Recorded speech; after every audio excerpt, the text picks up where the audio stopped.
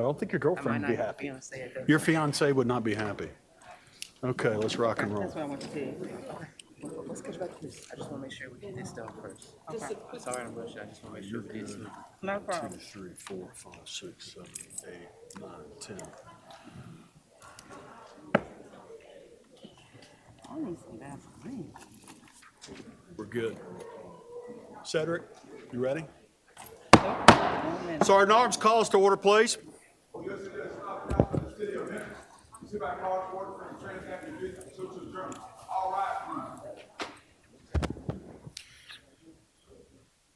Good afternoon. Welcome to our December 7th, 2021 council meeting. I'd like to recognize our chaplain of the day, Rabbi Micah Greenstein of Temple Israel, invited by our very own Councilman Jeff Warren.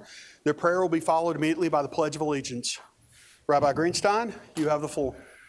My dear Memphis City Council members, as a rabbi who was headed toward public service following my degree from the Kennedy School before switching to religious service, before I offer this prayer, I want to thank each of you for all you do that doesn't get covered in the press when you are a public servant. And I don't mean how you vote. I mean how you devote your time, your mind, and total being to the city our citizens depend on and which you lead. Let us pray. Oh, hear our prayer. We sing to you. Be gracious to the ones we love and bless them with wisdom and goodness and peace. Oh, hear our prayer to you. Dear God, may our esteemed city council members continue to serve our great city with humility and with strength, with vision and an empathetic ear, with passion and compassion. May they always labor for the vitality of our great city and community during this second COVID holiday season, Lord. We ask that you guard and protect them long after vaccinations and boosters, so that our council members, mayor, and all of the families of our elected officials stay healthy and well. May these councilmen and councilwomen become worthy heirs of those who came before them, for we are all planting seeds of a future not our own. Strengthen our council members and all of us in this chamber to be filled with faith, no matter what our religion. Strengthen our faith in God, faith in the goodness of people, and faith in the future. Finally, Lord, grant these leaders vision and optimism, seeing into the future with excitement and hope. We offer this prayer and every breath we take in your holy name, in the name of the one God who loves us all. And let us say, Amen. Amen. I pledge allegiance to the flag of the United States of America and to the republic for which it stands, one nation, under God, indivisible, with liberty and justice for all.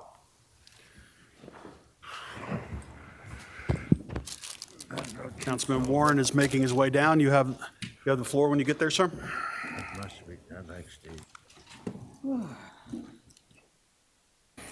Thank you, Mr. Chair. I'd like to read a proclamation from the City Council today. Greetings, be it hereby known that Rabbi Micah Greenstein, in recognition of a life of exemplary qualities, outstanding service to the city, meritorious involvement in humanitarian affairs, and demonstrated concern for governmental processes, has been appointed Chaplain of the Day of the Memphis City Council and is hereby entitled to all the honors, rights, privileges, and prerogatives appertaining to the office and to the display of this certificate.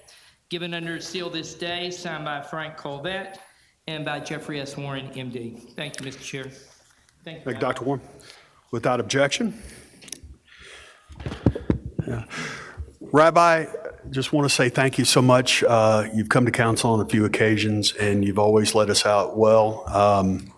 As the official rabbi of Calvary Episcopal Church downtown, I've always loved it when you came and preached to us. And it just reminds me that a good conversation, no matter who you are, where you are, what demographic, where you're from, how you worship, a conversation begins understanding. Thank you. Thank you.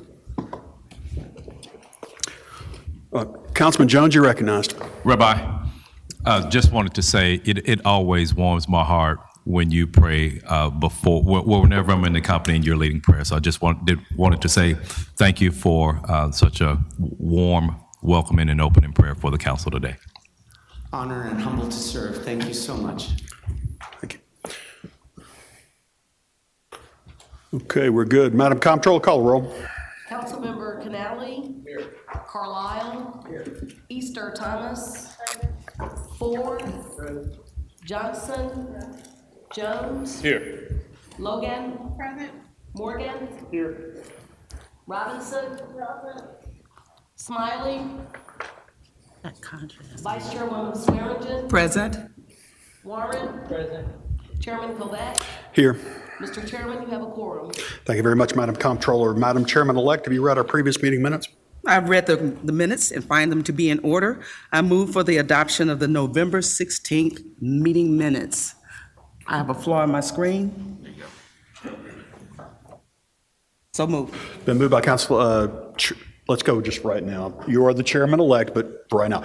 Vice Chair Lady Swearingen, seconded by Council Lady Easter Thomas. Seeing no members of the queue, I assume you're ready to vote on previous meeting minutes. Please cast your votes.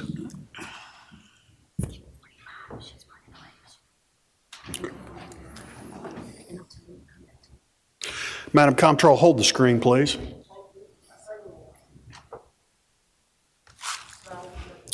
Councilman Smiley, do you wish to be recognized? Turn your mic on, please. Thank you, Chair. There was an item on the previous meeting minutes I would like to see pulled. Hold one. Which item are we talking about? Looking for the item on Broad. Gas station, that's item 42977 Absolutely. Broad. Thank you. What do you wish to do? Pull off the meeting minutes and hold it. You Hold wish today's to, council meeting. okay, you wish to pull item 4 for the previous meeting minutes for the purpose of discussion and hold? Yes. Correct? Yes. I can't do it. The vote was open. I did not call it closed. We are back to the vote is still open. We're back, and I have a motion. I have a motion to pull item 4. Is there a second? Second. I have a motion by Councilman Smiley, a second by Councilman Jones. We're in discussion on previous item 4. Clear the screens. No, I am not. I did not call the vote. The screens were open. The vote was open. You're about to be out of order. Stop. We have a motion to move, properly seconded. We are in discussion on item 4. Is there any further discussion, or do you wish to hold? So, Mr. Chair, there's further discussion. All right, you wish further discussion. You wish to be recognized? Get in the queue. If you do, clear my screens.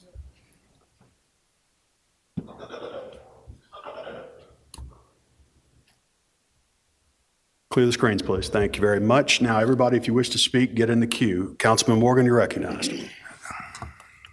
Thank you, Mr. Chair. Just to what purpose to hold? To that, I think when we considered this item, I think last council meeting, I think the votes were 6-6-1, and I would like an opportunity for the developer to have opportunity to speak to the community one more time. I think this is an item that we should consider. Did you attend any of the previous public meetings? I think there were 3 or 4 of them. What I do know is this body, 6-6-1, it wasn't decisive either way. I think this is a type of development that we need in the community. And I think it's something that the community, when they showed up here in the meeting, clearly indicated it's something that they would like to consider. There was a young lady who testified with no script, came up to our podium and said, I think we need it because the other one across the street is scary and it's unclean. So what you're describing is a motion to reconsider. What I'm asking for this body to do is to hold it and have a thorough discussion at the next council meeting. And then reconsider it in 2 weeks. A motion to reconsider, absolutely. Okay, well, motion to reconsider can only be made by a council member that was on the prevailing side. Okay. So there were 6 council members. Councilman Jones was on the prevailing side. There are 6 council members on the prevailing side, and I think that would be completely out of order in the tradition of this council, and I would strongly object. And I'm not even sure it would legally follow our zoning guidelines. Okay, time. Because you were not, that is an excellent point. Because you were not on the prevailing side, Councilman Jones, you were. I move to reconsider. Second. All right, it's been moved by Jones. Well, I don't even think he can, if he was. I can second. He can second. He can second. That's what I thought. That's what I thought. All right, I've got a motion now by Jones, seconded by Smiley to pull item 4 on the previous meeting minutes off of this agenda to reconsider and discuss and vote on in 2 weeks. Do I understand the motion? No, reconsider today. You want to reconsider it today? Yes, because I'll be out of town in 2 weeks. Objection. Okay, so therefore it is not unanimous. Okay, so what we have is a vote to reconsider. So what we have to do is to agree to pull it off the meeting minutes. So let's call special item 1. Been moved by Jones, seconded by Smiley. A yes vote pulls item 4 off of the agenda for discussion right now and a vote right now. I object to it being added to today's agenda with 0 public notice. And a second objection would. I agree with you. I'm not, but I got a motion and a second. So right now we're at special item 1. Does anybody wish to speak on this item because nobody's getting in the queue? Councilman Morgan, you're recognized. To hear this today without any public notice, and we had a lot of participation from the neighborhood over multiple meetings on this, multiple emails contacting us to try to push this through where the developers had notice, the developers requested this, and I bet they're here to speak to it today, but the public isn't allowed to be here. That is absurd. That is absolutely absurd to try to walk over the neighborhood like this. And it is being done for the benefit of the developer who has been noticed, who has made this request. But has anybody from the neighborhood that objected to this last time been told? Has anybody been informed by either of the council members that made this motion or second? Would you ever put up with this if this was happening in your backyard? Time. Councilman Warren, you have not been recognized yet. Do you wish to speak or do you wish to have the question answered? Councilman Smiley, you're recognized. We'll go to Morgan next. Okay, so I'm not sure what the anger and frustration of one of my colleagues. I think we had a similar item when we were dealing with a car lot in Raleigh.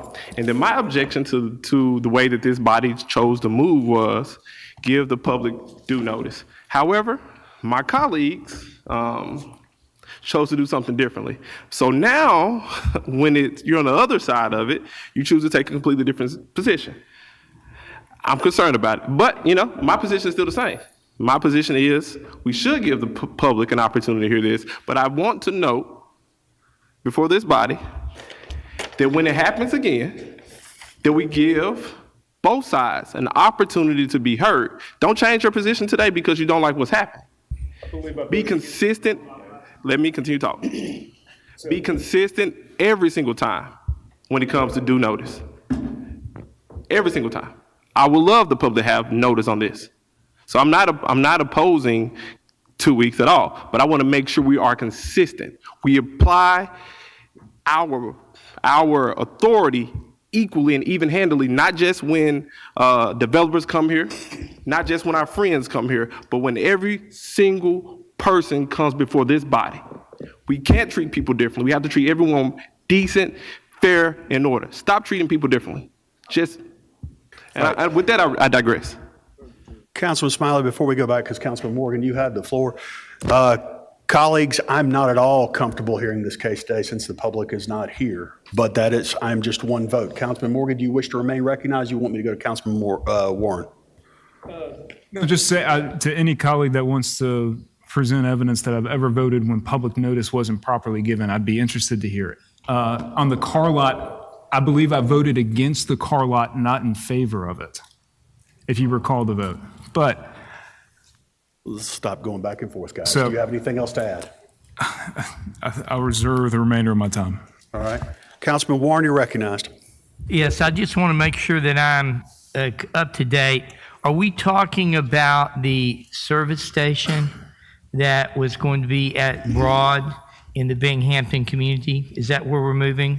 That is correct. Okay, so I think that we've got a couple procedural problems here that may come to light later. And my suggestion is that if we want to hear this again, instead of hearing this again in 2 weeks when Jones can't be here, let's do this in 4. Okay? I personally think that that's the only way to do it fairly. Okay? And I would, I personally am going to listen to what the community told me and vote the way I did last time. But if we need to bring this back, we can. But let's do it in 4 weeks when everyone will be here, if that's okay with the maker of the motion. Thank you. All right. So I have a potentially friendly amendment to switch from hearing the case again today for resolution to hear it in 4 weeks for the purpose of resolution. Is there an objection to that? Object. Is there a second objection? Object. All right, I have 2 objections. Let's go to special item 2. We're going to vote on the amendment. The amendment, colleagues, at this point is to hear this case in 4 weeks. I don't have the exact wording, but work with me. Okay? First meeting in January. First meeting in January, that sounds good. So the amendment, special item 2, is to hear this case at the first meeting in January. All right? It's been moved by Dr. Warren, seconded by Councilman Jones, if I heard it correctly. All right. Anybody wish to discuss or have discussion on the amendment? Get in the queue. I'm just getting a point of information. I just want to make sure I understand. So item 1 is to pull it off. Special item 1 is to pull it off. For discussion today.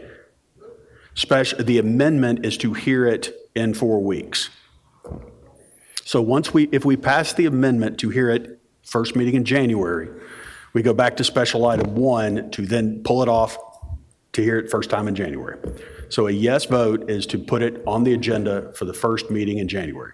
And then if it fails, we go to special item 1. Correct. To hear which was tonight. then to hear tonight or not at all. That's correct. All right. I'm going to make a disclosure because I'm required to.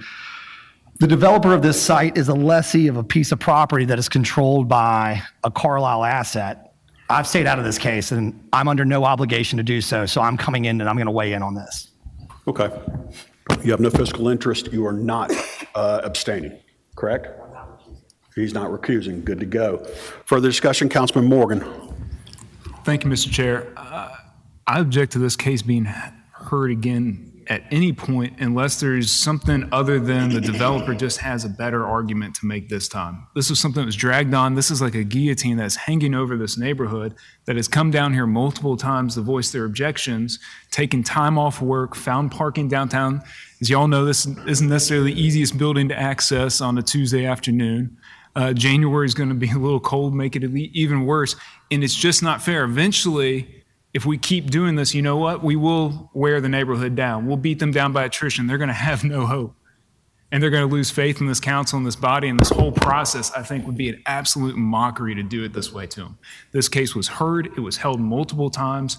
There's no allegation of impropriety. There's no allegation of something was misunderstood. It's just another opportunity for them to try to get together because maybe they could have worked something out. This has gone on long enough. We can't indefinitely do this to the neighborhood.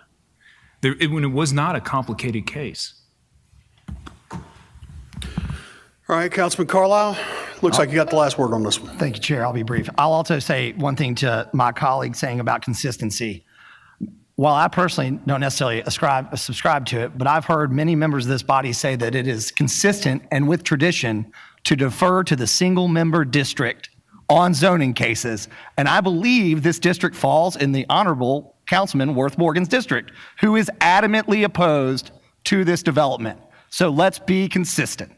I yield the floor. All right. Seeing no other members wishing to speak, this is special item 2. This basically means we're going to hear the case. This amends special item 1 to hear this case in January, first meeting. Okay, prepare your screen, special item 2, and cast your votes.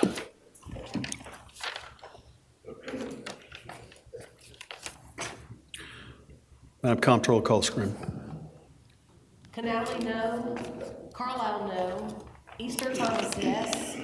Ford, yes. Johnson, yes. Jones, yes. Logan, yes. Morgan, no. Robinson, yes. Smiley, yes. Swearingen, yes. Warren, yes. Chairman Colvett, yes. Okay, that amendment passes. We're back to special item 1, which is pulling this off the agenda, now modified. So we're pulling this off the previous meeting minutes, item 4, to be heard in January. This is special item 1. So yes, pulls it off. Now that we've amended it, pulls it off to vote it in January. Please. Okay, so I'm trying to make sure I understand what's taking place before this body. Our previous vote took it off and moved it. No, it did not. Okay. Our previous vote specifically changed it from hearing the case Also, we tonight just to hearing in modified January. special item 1. So all it did was Okay. change the Same timing. thing. Now we have to vote to officially pull it off to hear it in January. So that's what a yes vote is. A no vote basically leaves it in the previous meeting minutes. Is there any discussion? Seeing none, assume you're ready to vote. Jones, Smiley. Oof.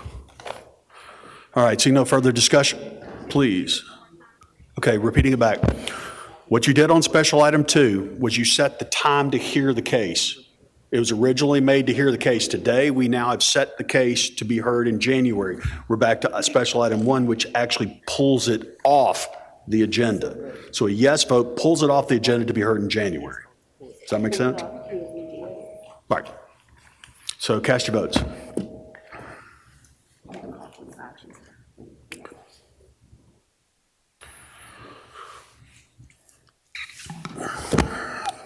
Call the votes. Canali, no. Carlisle, no. Easter Thomas, yes. Ford, yes. Johnson, yes. Jones, yes. Logan, no. Morgan, no. Robinson, yes. Smiley, yes. Swearingen, yes. Warren, no. Chairman Colvett, yes. That item passes. It is now officially pulled off the meeting minutes to be heard and reconsidered our first meeting in January. We're back to the discussion of the remaining previous meeting minutes. Moved by Council Lady Swearingen, seconded by Council Lady Easter Thomas. All right, I have actually Councilman Warren in the queue now. We are still on previous meeting minutes with the exception of item 4. All right, Councilman Smiley, you're recognized on previous meeting minutes with the exception of item 4. It's already on, okay. It was already moved by Council Lady, Vice Chair Lady Swearingen and seconded by Council Lady Easter Thomas. We're in discussion on previous meeting minutes with the exception of item 4. All right, you're good. Councilman Carlisle, you're in the queue. Yes, I just want to make a note for the public that every single member that represents that gas station in that area or that proposed gas station voted against that. And every single member that doesn't represent that district voted to have it reconsidered. So just keep that as a mental note going forward and ask yourself why that happened. I yield the floor. Thank you very much, Councilman Carlisle. Let the public also be aware that we have not heard the case again. Therefore, our final vote on the case is definitely in doubt as far as I'm concerned. Council Lady Logan, you're recognized. Thank you, Chairman. I was in the queue earlier, and I don't know if you saw me. I wanted to, I was voting, I wanted to change my vote the way it was up there. I was in the queue previously. You want to change your vote from a no to a yes or a yes to a no? I want it to be heard.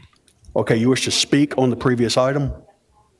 Yes. Okay, then let me get through previous meeting minutes and then I'll recognize you. All right, Councilman Canali, you're recognized. Thank you, Chairman. Colleagues, I certainly hope that, especially you single-member reps, don't experience a cram down that you just witnessed tonight, because karma can be painful. So just know that what you did was wrong, This case was heard. It was heard fairly and given plenty of time. So just remember that in the future. Thank you, Mr. Chairman. All right, thank you, Councilman Canali. I see Council Lady Easter Thomas, you're in the queue. Thank you, Chair. I just want to remind this body of not too long ago when Councilwoman Logan had an issue about a car lot in her district that she did not want adamantly, and everybody tried to cram that down her throat.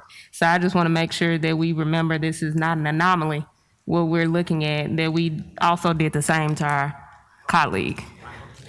I didn't call names.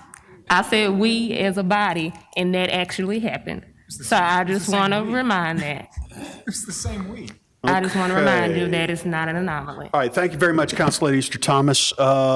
Seeing no other members in the queue, assume you're ready to vote on previous meeting minutes with the exception of item 4, moved by Vice Chair Lee Swearingen, second by Council Lady Easter Thomas. Cast your votes. And then Council Lady Logan, I'll come to you.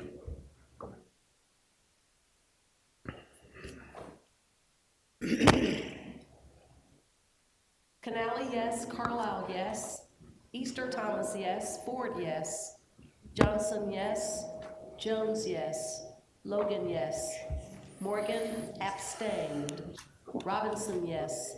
Smiley, yes. Swearingen, yes. Warren, yes. Chairman Colvett, yes. Thank you. That item passes. All right, Council Lady Logan, you're recognized.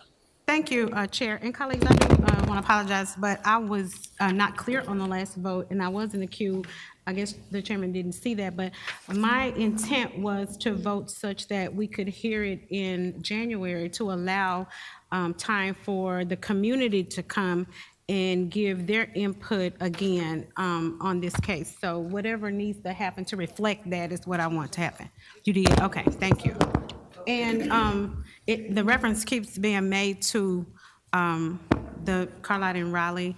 I think everybody had an opportunity to vote on that, so I'm not sure, what the point is of bringing that up, but I think all my colleagues had a chance to vote on it, and I appreciate the fact that we do try to align with the single council members' preference, because generally speaking, they have a pulse on what's going on in the community. So I'm always in favor of, when we're not certain what should happen, allowing the community to come in and tell us what needs to happen in that regard. And I think allowing the opportunity for it to be brought back, since we are confused about what to do at this point, I think it would be great to have the community come back and tell us. So I agree with Councilman Carlisle that if this is pertaining to your neighborhood, you need to be here. For those that are listening in public, make sure you're here in January and voice your opinion so we who represent you can vote on your behalf. Thank you, Chair.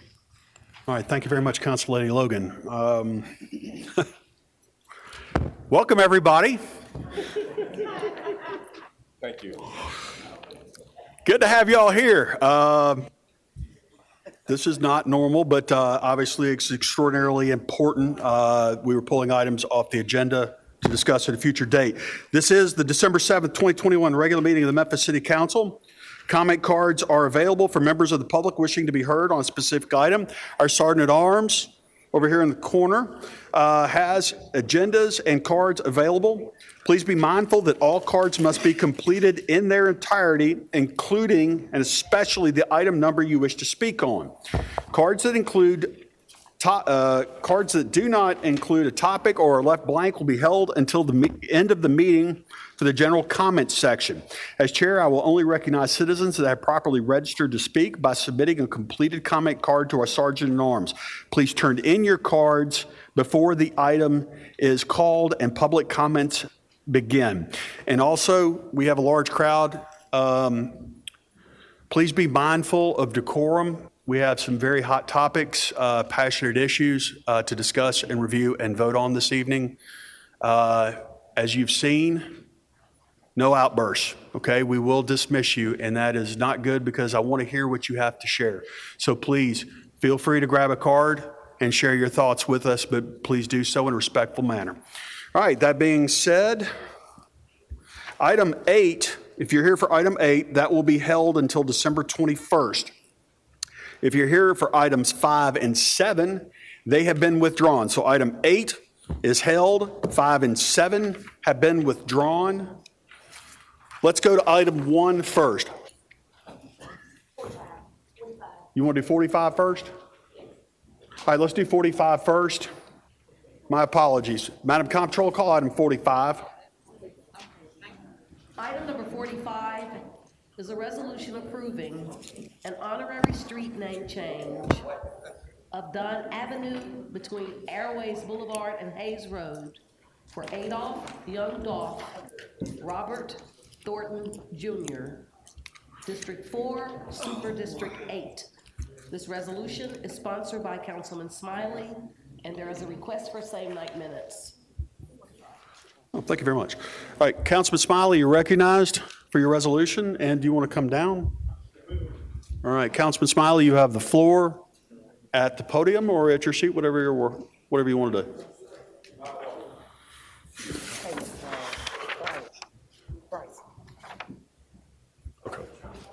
Can we do this early on so they can get out of here? Bryce. Okay, now let me get through it. I'd like to. Bryce. It's just no, not this one. Yeah, that's what you're. Not the final report, but just recognizing their efforts. All right, just ask to be recognized. Councilman Smiley, you're recognized. Thank you, Chairman Covid. And Councilman, please be aware that I do have Ms. Moses would like to also speak. Would you like to have her speak first before you present? No, it's not the wishes of the family, so we're going to keep it moving. All right, Governor, you have the floor. All right, thank you. I think we're all aware why we're here today. And I don't want to take too much time. There is a family representative, Young Dolph's aunt is here as well as a member of the neighborhood association, the neighborhood that he frequented. But I want to be clear to this body. When we talk about folks who made an impact on the city, we should also be very clear that Young Dolph did as well. It wasn't just his rap music. It wasn't just the fact that he was a local star that became a national recognized recording artist. It was the fact that he poured into people. When we talk about the best investment someone can make, it's not in a particular piece of property. It's not in a particular piece of asset. It's about, have you invested in someone else? I received a call from a mentee of Dolph's who spoke specifically about his time at Christian Brothers. He spoke specifically about his time at Claflin State. He talked about the fact that Young Dolph would frequent his games. Young Dolph would support him every step of the way. It wasn't just about whether he was quoting a great rap lyric. It's about him coming back to a community that he grew up in and supported not just with his time, but with his dollars. Up until his last days, he came to this community for a turkey drive. Up until his last days, he went to a small-owned business and supported. When you look at the record, you will see that he invested millions of dollars into the community, millions of dollars into people. I think that's the type of person we should be honoring and recognizing today. For those of you who are on the fence about this, there have been many people to come and ask for an honorary street name change, and we've approved it without question. We approved it without even looking into their detail. But when we have a young black man who pulled himself up by his own bootstraps, we have the audacity to question it. I don't think any of us would be proud if all of our skeletons were hanging out for the public. What we judge someone on is about what they did with their time, and he did everything he could to support people. He invested in people. So I hope you all would vote in support of this, but just don't listen to me. Listen to people who he spent his time with. We have someone from the community association to speak as well, and his aunt, if you're here today, I know you're in the room, could you walk toward the mic? You won't have to say much. I just want you to just wave your hand so they know it means a lot to you as well. I don't see her, but we'll get her. There she is. Okay. Here she comes. While she's walking, making her way to the mic, I'm gonna have. Good evening to everyone. My name is Carolyn Goodwin, and I am the president of the Magnolia Castalia Community Association. I want to thank you all for allowing us this opportunity of me to speak on behalf of Adolph Thornton Jr.'s family. Young Dolph, and the Magnolia Castalia Community Association. His aunt here, Miss Rita Miles, is very ill, but she thought it was just as important that she come down here and show her face, and she asked me to speak for her. We are asking that you allow us to change the street name of Dunn Avenue to Adolph Thornton Jr. Road in honor of, I'm gonna call him Young Dolph, that's what I call him, of his service. Especially understanding the immense dedication that Young Dolph showed toward the city of Memphis and especially Castalia Heights. Bestowing this honor is not only a way to celebrate his contributions, but it also continues to serve as a remembrance to the people in this community, my community, Castalia community, of someone who made themselves relatable. He was an example for the young men in our neighborhood. He sent a message that someone who went to the same school, who walked the same streets, was able to create a successful legacy for himself. But he also prioritized community and family. In short, he was a role model. He was a beacon of hope in my community and for my children. And he took his responsibility seriously. The Magnolia Castalia community accepted him. He wanted to do something great in our community. In our meetings with him, he wanted to secure Magnolia Elementary School and build the Young Dolph Music Academy that would serve children in our underserved community to allow them to see some of the things that they could do on the backside of the music, not just singing on the front, but how they could be directors and engineering in the music project, in the music community, how they could make money doing that. Not only that, he wanted to create a place where they would learn how to create generational wealth, how to invest money in this program. Communities and cities all over this world and country have did dedications and honored Young Dolph. We want that so for our hometown, and we especially want it for our Castalia community. So we are asking you, and we're thanking you in advance for approving this request to name Dunn Avenue to Young Dolph. Thank you.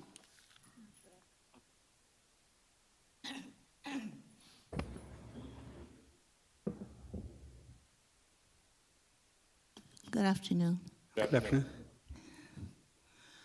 My name is Rita Myers, and as they said, I'm going to talk slow because I'm not well. I want to come down to show my support for the resolution that is being presented for my nephew. I don't know if you all know, well, I'm sure you know, Adolph loved Memphis. Adolph loved Castalia. He gave his life to Memphis, and he gave his life to his neighborhood, his community, Castalia. Now, what you may not know is Adolph not only did turkey drives, gave away Christmas toys, gave money to his alma mater, Hamilton, and other schools in Memphis, but there were people in Castalia who couldn't pay their rent. There were people who couldn't pay their light bills, and they would come to him, and he would give that, pay that from his heart. Lots of people. There were children without shoes, without clothes, and he would take care of them. He loved people. He took care of people. He loved his family, and he took care of his family. And he was taken away in a city, in a community that he loved. But you know what's important for me? I know a lot of people say he's from Memphis, and he comes back to Memphis, and he gets killed, murdered in Memphis. He's from Castalia, and he gets killed in his own neighborhood, right? But for me, spiritually, I'm glad it happened in this neighborhood if it had to happen, because I was able to be with him. His mother and his father was able to be with him. As he lay there, had he been somewhere else, I would not have been able to be with him and care for him in his time of need.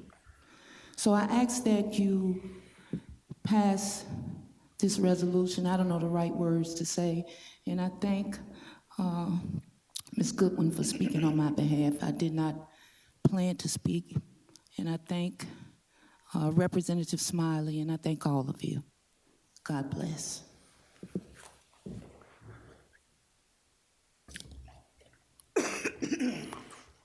Nothing further needs to be said. Let's vote. Councilman Smiley, I think it's Pamela Moses pulled a card, so why don't we hear from her before I accept your motion? Second, we go voice vote. Ms. Moses, you wish to speak on this item? Well, wait a minute. Ms. Moses, you pulled a card for the street renaming? Yes. Okay, not the renaming committee, not the young Dolph renaming. It's for this issue, yes. It's kind of tied to it, and I'm glad that you let me go last, so now I can tell you why I'm here. Okay. I'm not in objection, and I haven't had a chance to speak with the family because I didn't attend the funeral proceedings. I had submitted paperwork to the city and planning development on November the 26th requesting that Elvis from South Haven, Mississippi to South Parkway, from the airways, that particular area, we were actually in the process of doing a study to get that done. We were requesting, and I won't do that if the family's against that, but we were requesting to change the entire Airways Boulevard to Adolph Robert Thornton Jr. Boulevard. And, you know, I tried to speak with Councilman Smiley. I think I sent Patrice a message about this prior to him making this request, but I just wanted to put the council on notice to that because what Mr. Smiley is requesting is ministerial and ceremonious, and we were actually wanting the entire, and when I say we, Black Lives Matter Memphis and the entire city of Memphis wanted to give him his respect by making that change just as they did in 1970 or 1981 for Elvis Presley. And it's personal to me because I knew him since the inception of his career. And Ms. Moses, just a heads up, you have 1 minute. Okay, thank you. When my father came to Memphis, I noticed that Elvis Presley Boulevard was changed. It was named after him, and I asked my father, why was that? Because my father told me that he had overdosed on drugs, and he was like, well, Pamela, the people loved him here in Memphis. Even though he wasn't from here, the people loved him. And regardless of what race you are and how you feel about a musician, we gotta learn to love people, and I don't feel a lot of love in this building right now. And I'm requesting that, you know, you can do, I don't object to Mr. Smiley's ceremonial request, but we're requesting that there be a full name change on Airways, because like his family said, he loved Memphis, and we need to show him some love. It's not about me, it's not about anybody else. It's about showing Ms. Moses, people hope and love. Thank you. All right, thank you, Ms. Moses. And for the record, your address is 2369 Jackson Avenue, 38112? All right, please note that in the record. All right, I've got a motion by Councilman Smiley, seconded by Councilman Jones. Is there any further discussion on this issue? All those in favor signify by saying aye. Aye. Opposed, same rights and privileges. In the opinion of the chair, the ayes have it. Congratulations.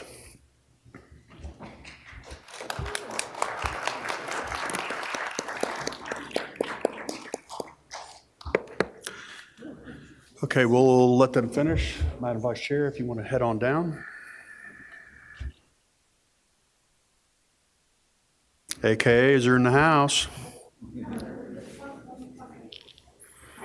It's the best part about being a council. I've learned more stuff.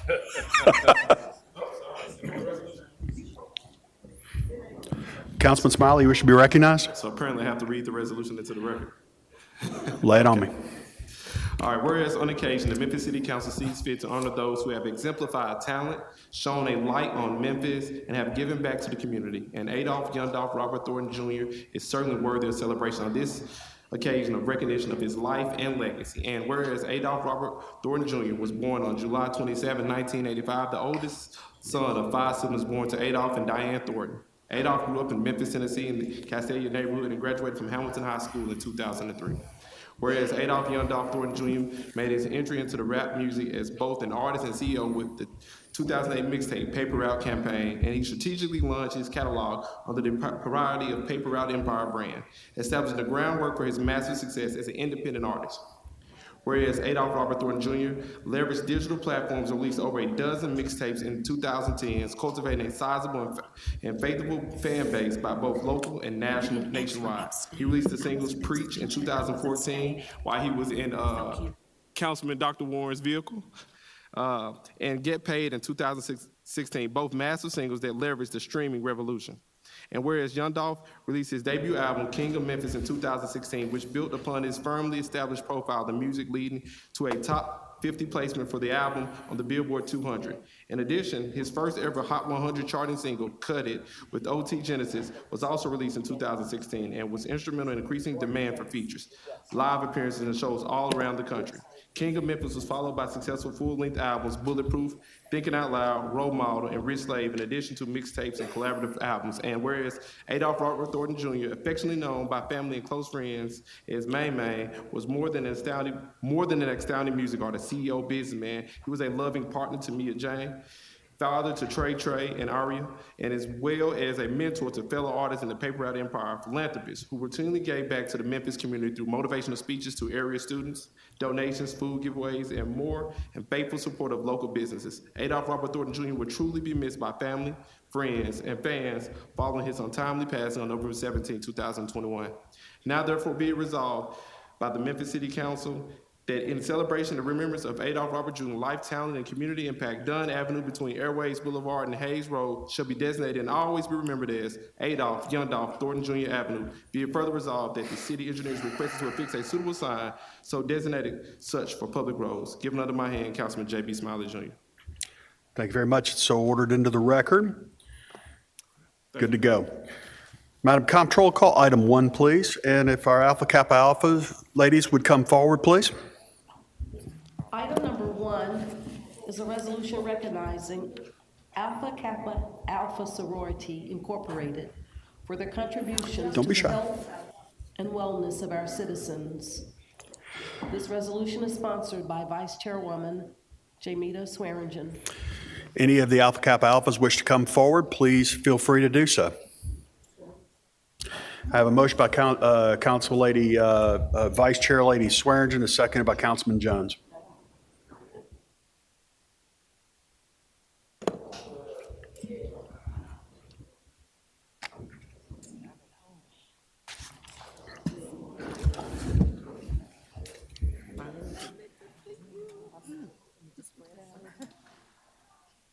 Get up this side too.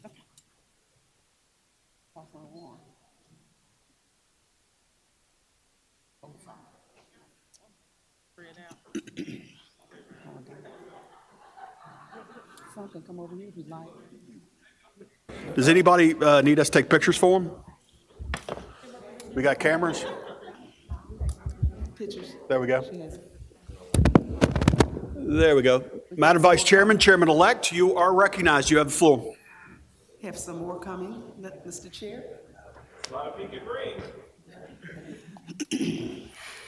And I would be remiss if I didn't have the members of Alpha Kappa Alpha who are on our staff as well to stand along with us.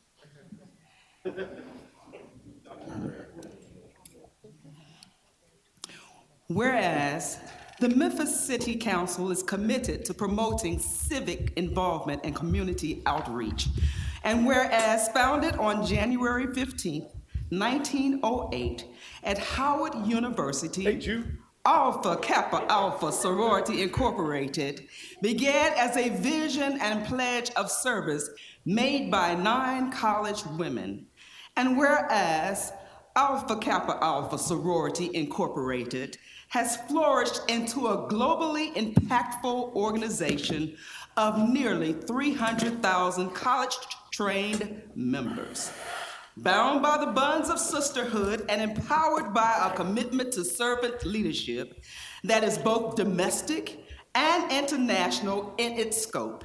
And whereas, despite expansion and growth, Alpha Kappa Alpha Sorority Incorporated remains committed to raising community awareness of critical health issues impacting African American women with the primary focus of breast cancer awareness and prevention, heart health, nutrition, and wellness. And whereas galvanizing its membership when it mattered most, Alpha Kappa Alpha Sorority Incorporated was at a forefront of educating communities on living well throughout the COVID-19 pandemic. And whereas called to action by the disparities of COVID-19 vaccination, it rates among Americans, especially African Americans, the ladies of Alpha Kappa Alpha Sorority Incorporated, Memphis Metro Graduate Chapter, in conjunction with the W. Montague Cobb NMA Health Institute, will host the Stay Well Memphis Community Health Fair and Vaccine event on Saturday, December 11th, 2021, from 10 a.m. to 2 p.m. at St. Paul Baptist Church, located at 2124 East Holmes Road, Memphis, Tennessee, 38116.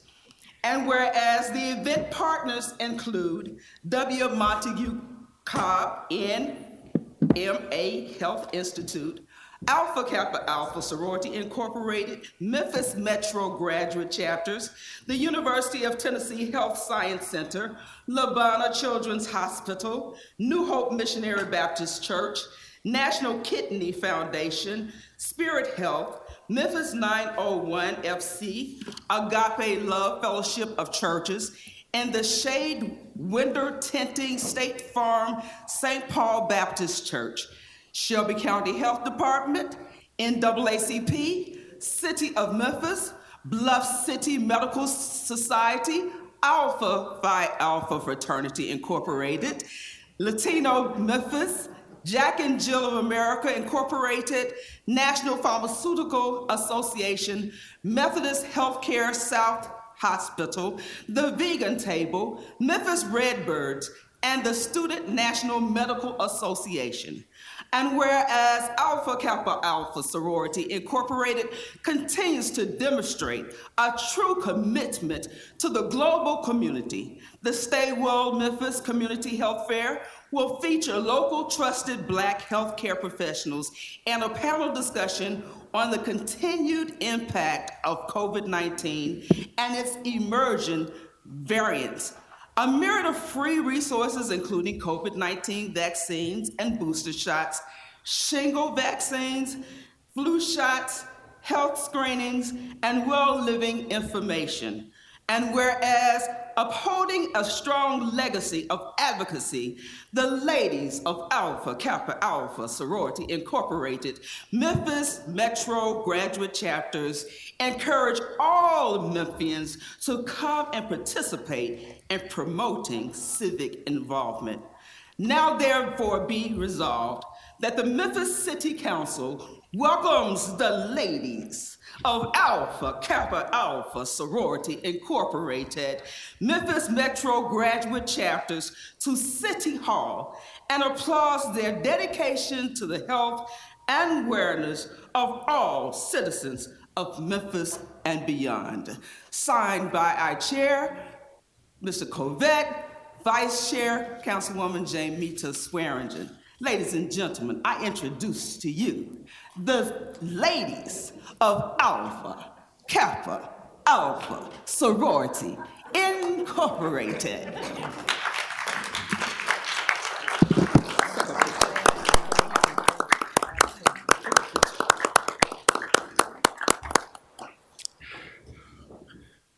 Okay, moved by Vice Chair Lady Swearingen, second by Councilman Jones. You can number in the queue with just a voice vote. All those in favor signify by saying aye. Aye. Opposed, same rights and privileges. Passes unanimously. Thank you.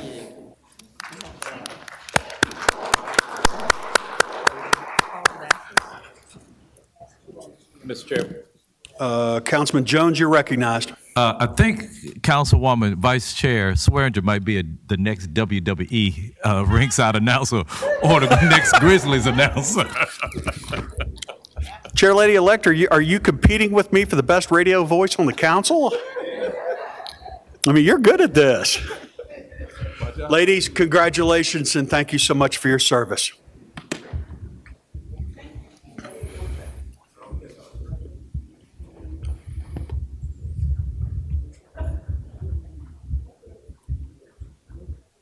And I think we have some swag for you.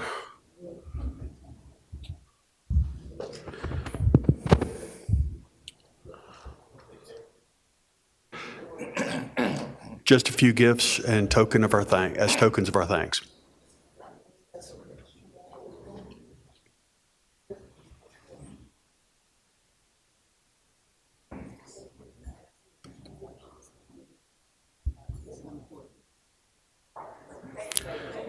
All right.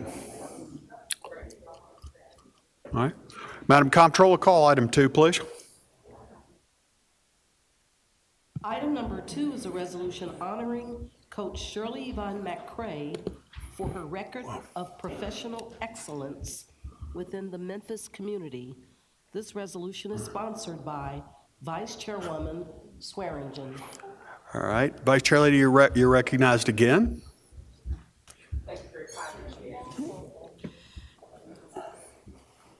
Second. This resolution, we're honoring Coach Shirley Yvonne McCray for the record of being a professional excellence within the Memphis community.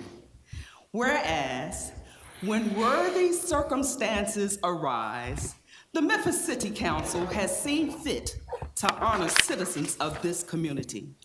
The life, legacy, and recent 80th birthday of Coach Shirley Yvonne McCray, representing one of the worst occasions, and whereas a native Memphian of widespread acclaim, Coach McCray has raised locally, graduated from Hamilton High in 1959, received an Associate of Arts degree from Wilson Junior College in Chicago, Illinois, received a bachelor's degree in health and physical education from Memphis State University in 1964, and earned a master's degree in supervision and administration from Tribeca College in 1992.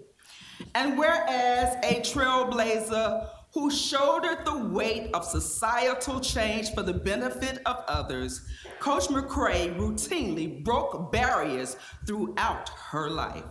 Specifically, she was the first African-American man or woman to enroll and graduate from Memphis State University's Health and Physical Education Department.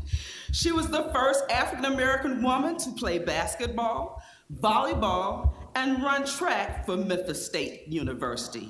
And she was the nation's first woman to coach an all-male football team.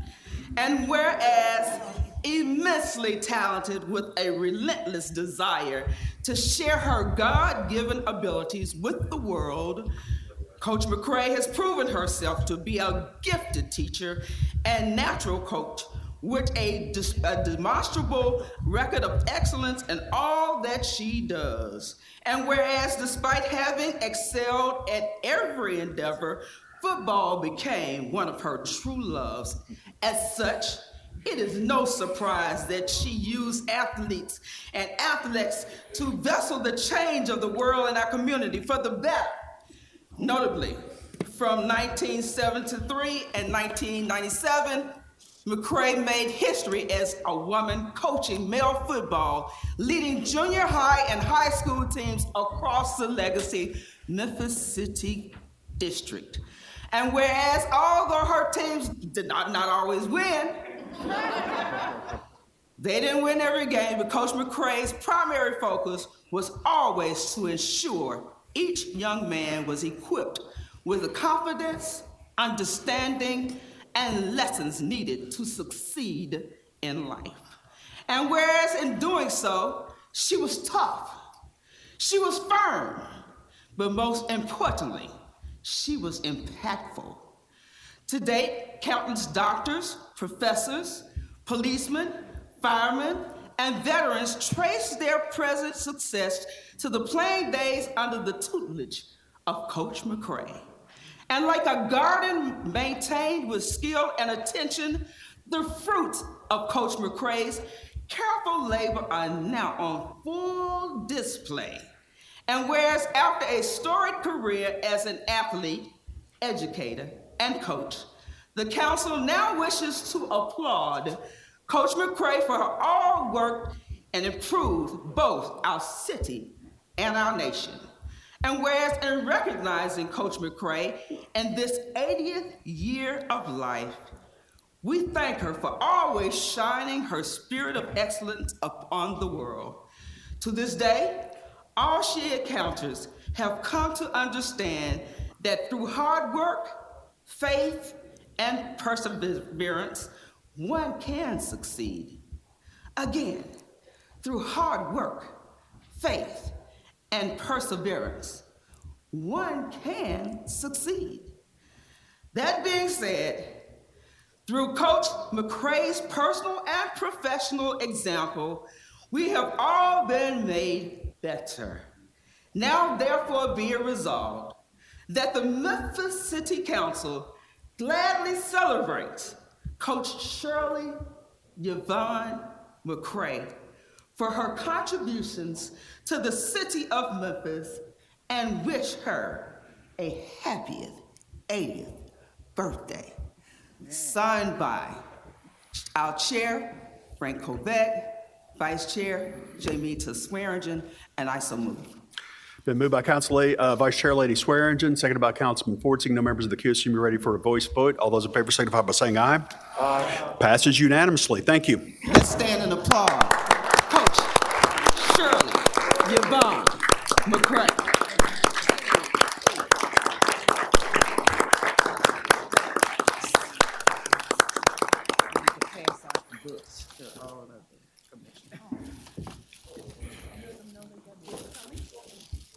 Like to say something.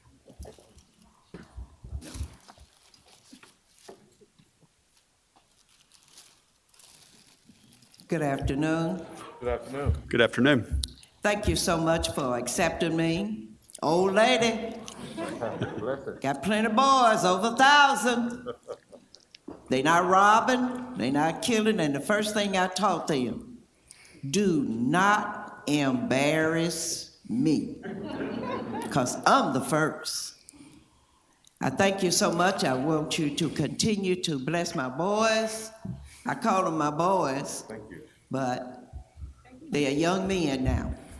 I want to share with all of you my book. I didn't tell it all, but I told most of it. So you get a chance to know about me. I know you haven't bought my book yet, but I want you to share it with others. And I bought 4,000 books, put a second on my house to make sure that my message got out to the world. Thank you so much today. And I thank my sisters for coming down here. They're the first, and I am the second. 1 second. We have a surprise for you. Yes. One of your great quarterbacks from Booker T. Washington High School, Myron Stewart, wanted to come and surprise you. Come on, there was something that you wanted to say. How did y'all find it? Amen. How you doing? Okay. I just wanted to say that everything this lady has taught me has been inspiration in my life. Coming from Booker T. Washington, growing up in the project, she really guided me to become the man that I am today. And I appreciate her for everything she done for me, all the hard talks, all the love. I really appreciate it, and I'm glad you guys have honored her today. And this is well deserved, well deserved. Thank you.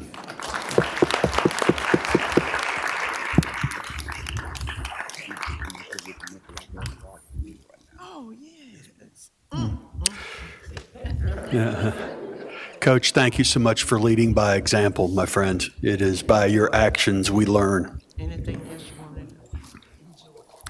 Thank you. Thank you.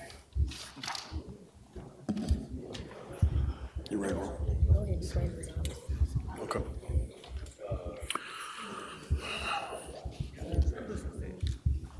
Okay, colleagues, I'm told we've got a bit of a time constraint, a potential emergency with one of our applicants. So, Madam Comptroller, call item 6, please. Item number 6 is a resolution approving a special use permit for the subject property located at 3744 Sturgeon Avenue. This resolution is sponsored by the Division of Planning and Development. It was held from November 16th. The case number is SUP 21-18.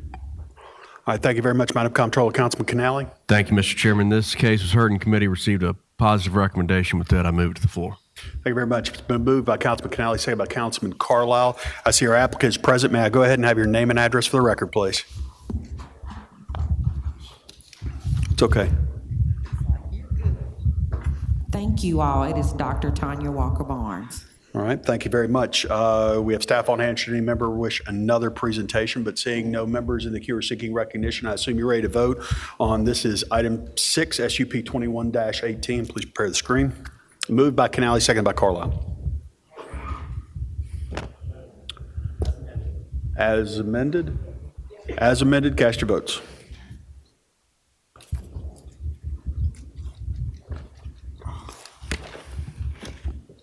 Canale, yes. Carlisle, yes. Easter Thomas, yes. Ford, yes. Johnson, yes. Jones, yes. Logan, yes. Morgan, yes. Robinson, yes. Smiley, yes. Swearingen, yes. Warren, yes. Chairman Covet, yes.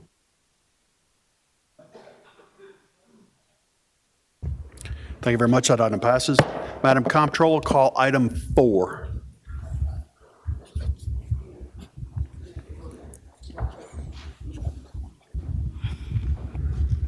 Item number 4 is a resolution honoring Adrian Macklin for receiving the Music Teacher of Excellence Award at the 2021 Country Music Awards.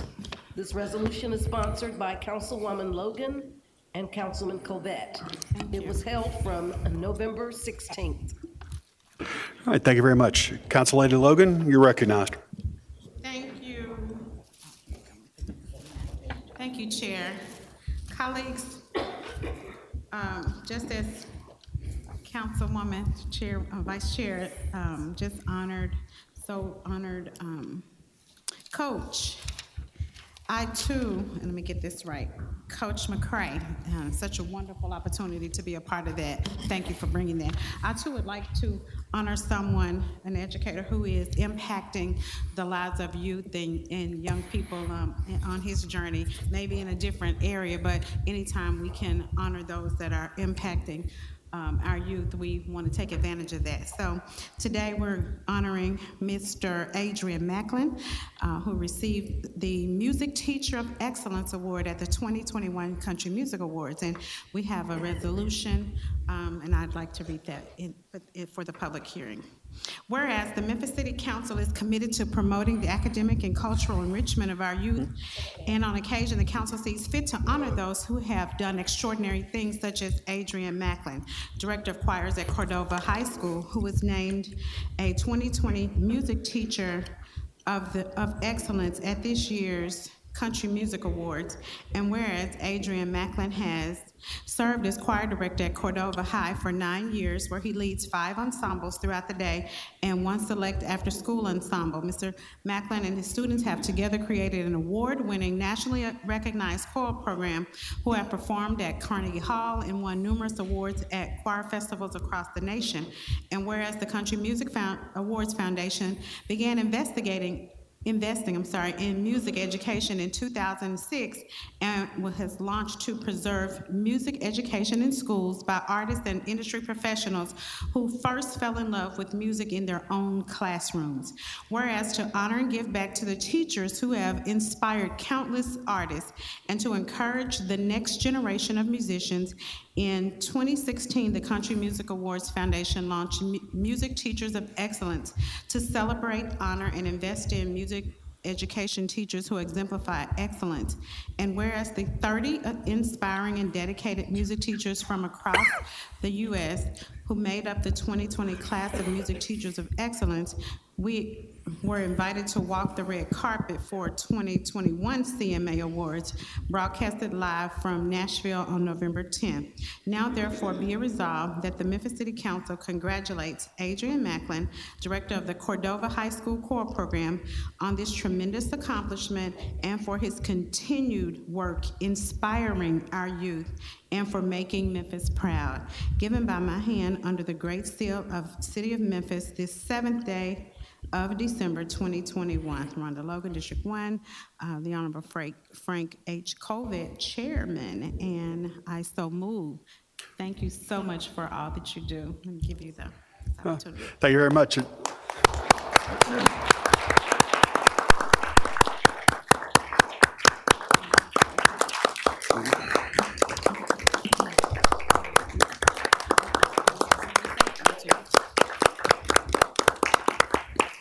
Thank you so much, Councilwoman Logan, for this recognition. Thank you, Council, for the recognition as well. I am honored and proud to teach in Shelby County Schools. I'm a product of Memphis City Schools. This is home, and I'm glad to bring my talent back here. Thank you again. All right, thank you very much. All right, let's go ahead and clean that up real quick. Moved by Council Lady Logan, second by Councilman Canale. Seeing no members of the queue, assume you're ready for a voice vote. All those in favor signify by saying aye. The opinion of the chair, it's unanimous. That passes. All right, are we ready to do 3? Outstanding. Let's roll. Madam Comptroller, call item 3. Item number 3 is a resolution thanking the City Council renaming Commission members for their civic contributions to the Memphis community. This resolution is sponsored by Councilwoman Easter Thomas. All right, Council Lady Easter Thomas, you have the floor. Thank you. Good evening, y'all. I'm so glad to see y'all. Colleagues and City of Memphis, this is a resolution thanking the City Council Renaming Commission members for their civic contributions to the Memphis community, and I would definitely love to read this into the record. Whereas Memphis City Council is authorized to appoint advisory committees to provide the legislative body with recommendations, and whereas the Memphis City Council on July 21st, 2020, by resolution duly passed, established the City Council Renaming Commission as a citizen-led, council-appointed, ad hoc committee tasked with providing the council with renaming recommendations and guiding principles regarding the City of Memphis streets, parks, and public places. And whereas that advisory committee was named the City Council Renaming Commission and had a term through October 2021.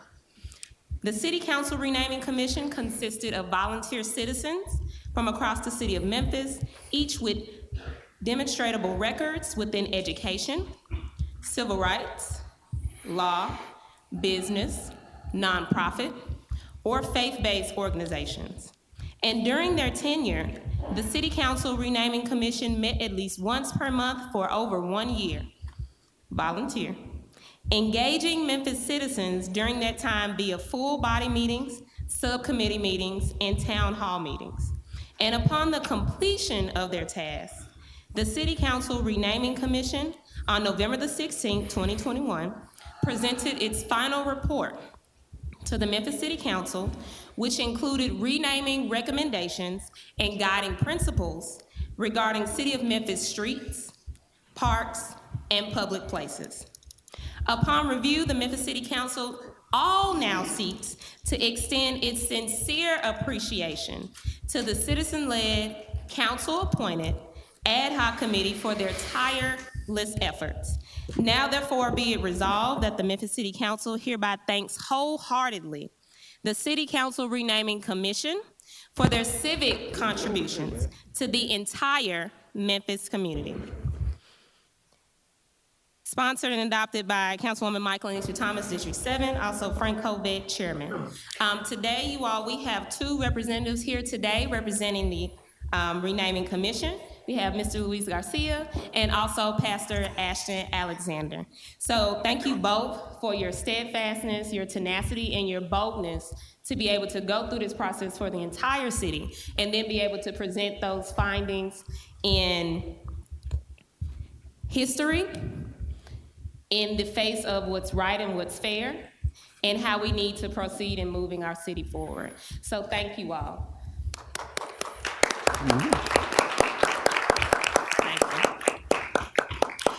All right, it's been moved by Council Lady Easter Thomas, seconded by Council Lady Logan. Senior members of the queue, assume you're ready for a voice vote. All those in favor signify by saying aye. Aye. Opinion of the chair, it is unanimous. Okay. Real quick for our audience, because now we're starting to really get in the meat and potatoes of everything.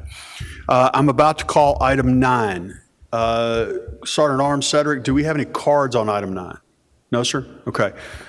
If I did not say it clearly, let me say it now. If you're going to pull a card, you wish to speak on an item, I need that card turned in before the item, not while we're addressing it. Once I call the item, cards are cut off, okay? Madam Comptroller, call item 9, please. Item number 9 is a resolution approving a special use permit at the subject property located at 1368 and 1362 Monroe Avenue. This resolution is sponsored by the Division of Planning and Development. The case number is 21-28. All right, thank you very much, Councilman Canale. Thank you, Mr. Chairman. This item was heard in committee, received a favorable recommendation. With that, I move to the floor. Thank you very much. Been moved by Councilman Canale, seconded by Councilman Ford. Seeing no members in the queue, I have our applicant present. May I have your name and address for the record, please? Tim McCaskill, 6800 Poplar Avenue. Thank you very much. Seeing no members in the queue, assume you're ready to vote on item 9. Moved by Canale, seconded by Ford. Please prepare the screen.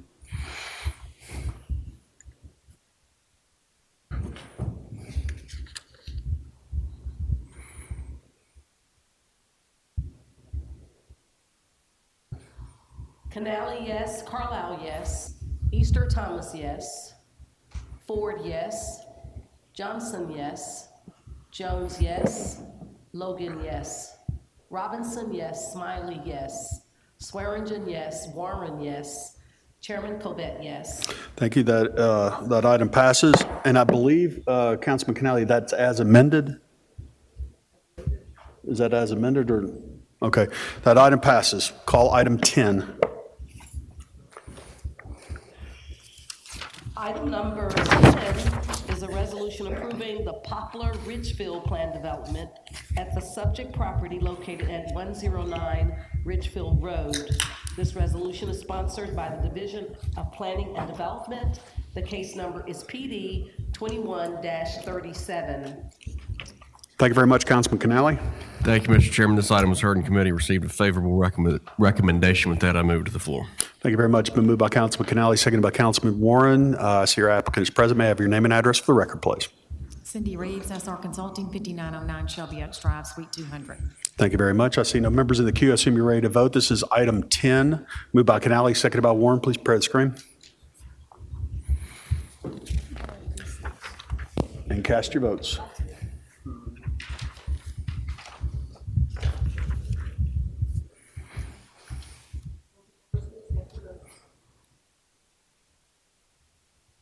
Show the votes, please.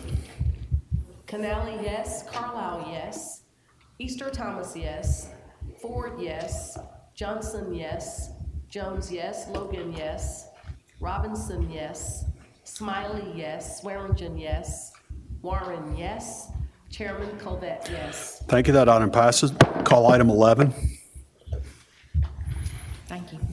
Item number 11 is a resolution approving the Houston Levee Trails Plan Development, Fifth Amendment, at the subject property located at 0 Highway 64, approximately 1,676 feet east of Houston Levee.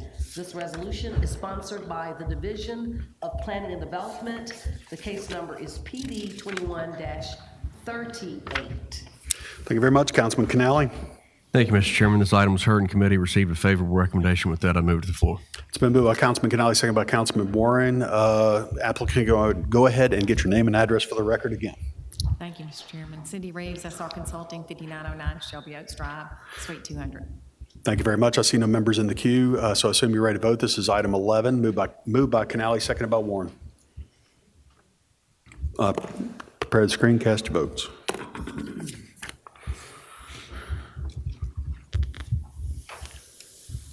Canale, yes. Carlisle, yes. Easter Thomas, yes. Ford, yes. Johnson, yes. Jones, yes. Logan, yes. Robinson, yes. Smiley, yes. Swearingen, yes. Warren, yes. Chairman Colvett, yes. Thank you. That item passes. Thank you. All right, Madam Comptroller, please call our consent agenda, please. That will take us to item number 12, an ordinance to amend Chapter 25-200, Section 1 of the City of Memphis Code of Ordinances governing the city's pension system to allow certain individuals to extend participation in the Deferred Retirement Option Plan. Up for first reading, ordinance number 5813 is sponsored by the administration.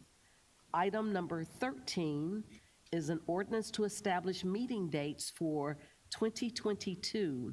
Up for second reading, ordinance number 5812 is sponsored by Chairman Colvett.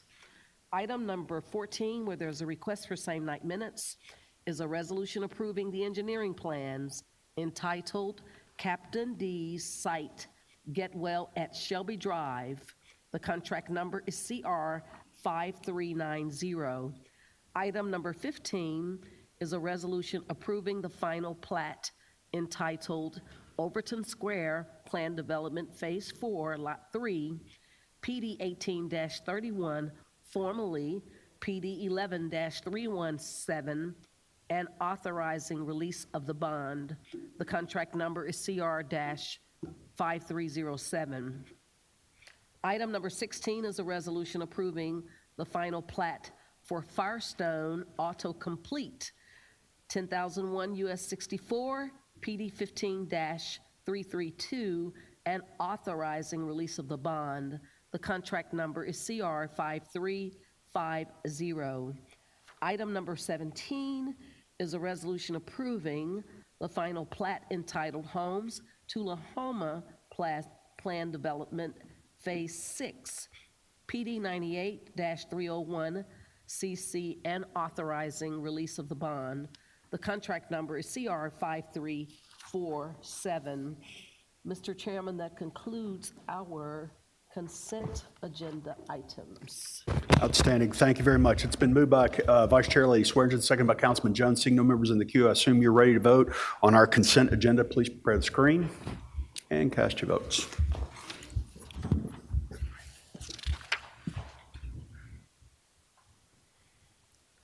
Canale, yes. Carlisle, yes. Easter Thomas, yes. Ford, yes. Johnson, yes. Jones, yes. Logan, yes. Robinson, yes. Smiley, yes. Swearingen, yes. Warren, yes. Chairman Colvett, yes. Thank you very much. That item passes. Call item 42, please. Item number 42 is a resolution to accept, allocate, and appropriate grant funds in the amount of $63,315 to the City of Memphis Public Library and Information Center from the State of Tennessee Office of the Secretary of State, Tennessee State Library and Archives, all council districts, This resolution is sponsored by the Library Division. There is a request for same-night minutes. Thank you very much, Councilor Easter Thomas. Thank you, Chair. The committee recommends approval, and I so move. Thank you very much. It's been moved by Councilor Easter Thomas, seconded by Councilman Warren. Seeing no members of the queue, assume you're ready to vote on item 42. Please prepare the screen and cast your votes.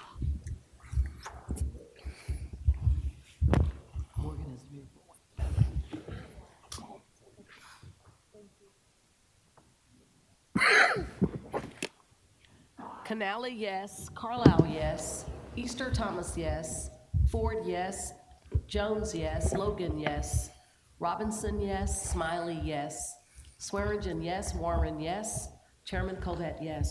Thank you. That item passes. Call item 43. Item number 43 is a resolution to amend the council FY 22 grant allocations, all council districts. This resolution is sponsored by Councilman Ford. There's a request for same-night minutes. Thank you very much. Councilman Morgan is not with us. Councilman Jones. Thank you, Mr. Chairman. This item came before committee and received favorable recommendation, and I so move. Been moved by Councilman Jones, seconded by Councilman Smiley. Seeing no members of the queue, I assume you're ready to vote on item 43. Please prepare the screen.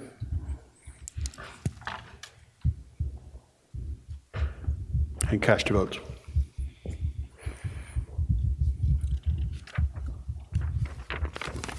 Canale, yes. Carlisle, yes. Easter Thomas, yes. Ford, yes. Johnson, yes. Jones, yes. Logan, yes. Robinson, yes. Smiley, yes. Swearingen, yes. Warren, yes. Chairman Covett, yes. Thank you. That item passes. Call item 44. Item number 44 is a resolution to transfer and appropriate a construction allocation in the amount of $750,000 to furniture, fixtures, and equipment in Inslee Pump Repair 2021, project number ST03223 for the pump repair at Inslee Flood Control Pumping Station, Council District 6, Super District 8. This resolution is sponsored by the Division of Public Works. There is a request for same-night minutes. Thank you very much. Councilman Smiley. Yes, sir. The committee may recommend approval, and I so move. Thank you. It's been moved by Councilman Smiley, second by Council Lady Johnson. Seeing the members of the queue, I assume you're ready to vote on item 44. Please prepare the screen and cast your votes.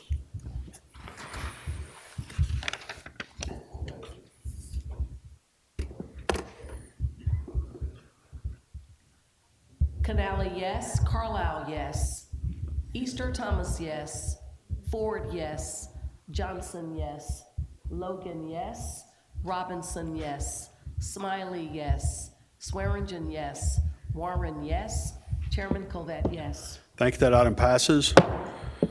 Madam Comptroller, I hope you're ready. Take a deep breath. Call our MLG&W fiscal consent agenda.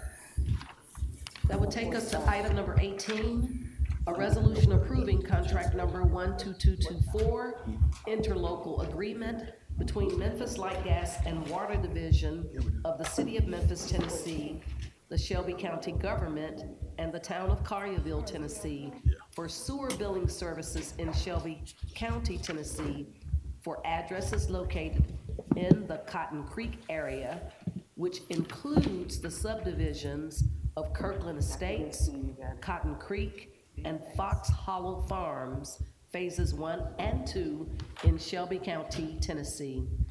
Item number 19 is a resolution approving change number 1 to contract number 12349, Aventix Oracle Attachment Printer Software Maintenance with STR Software Company in the funded amount of $34,830, $11,610 annually. Item number 20 is a resolution awarding contract number 12294, temporary employment services for clerical support to Millennium Search LLC in the funded amount of $1,267,579.99. Item number 21 is a resolution awarding contract number 12347, temporary employment services for general laborer to Millennium Search LLC in the funded amount of $2,555,411.97. Item number 22 is a resolution awarding contract number 12348, temporary employment services for skilled craftsmen technical to Resource Management Group in the funded amount of $141,214.04. Item number 23 is a resolution approving change number 1 to contract number 12134, UAV flight inspection of overhead electric lines to Allen Hoshaw, Inc. in the funded amount of $121,572.04. Item number 24 is a resolution approving change number 1 to contract number 12148, steel transmission structure inspection services with Osmos Utility Services, Inc. in the funded amount of $3,039,714.76. Item number 25 is a resolution approving the execution of contract number 12325 between MLGW and the City of Germantown for the sale to Germantown, providing certain MLGW water infrastructure assets within the previously annexed area by Germantown for the purchase price of $58,588.65. Item number 26 is a resolution approving change number 1 to contract number 12118, generator maintenance and emergency repairs with Cummins Sales and Service in the funded amount of $25,000.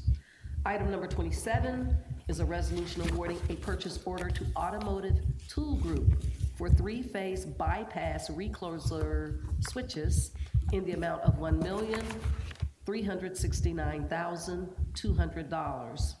Item number 28 is a resolution approving change number 1 to contract number 12310, Administration Building Garage Structural Repair Services with Zellner Construction Services, LLC, in the funded amount of $1,517,218.56.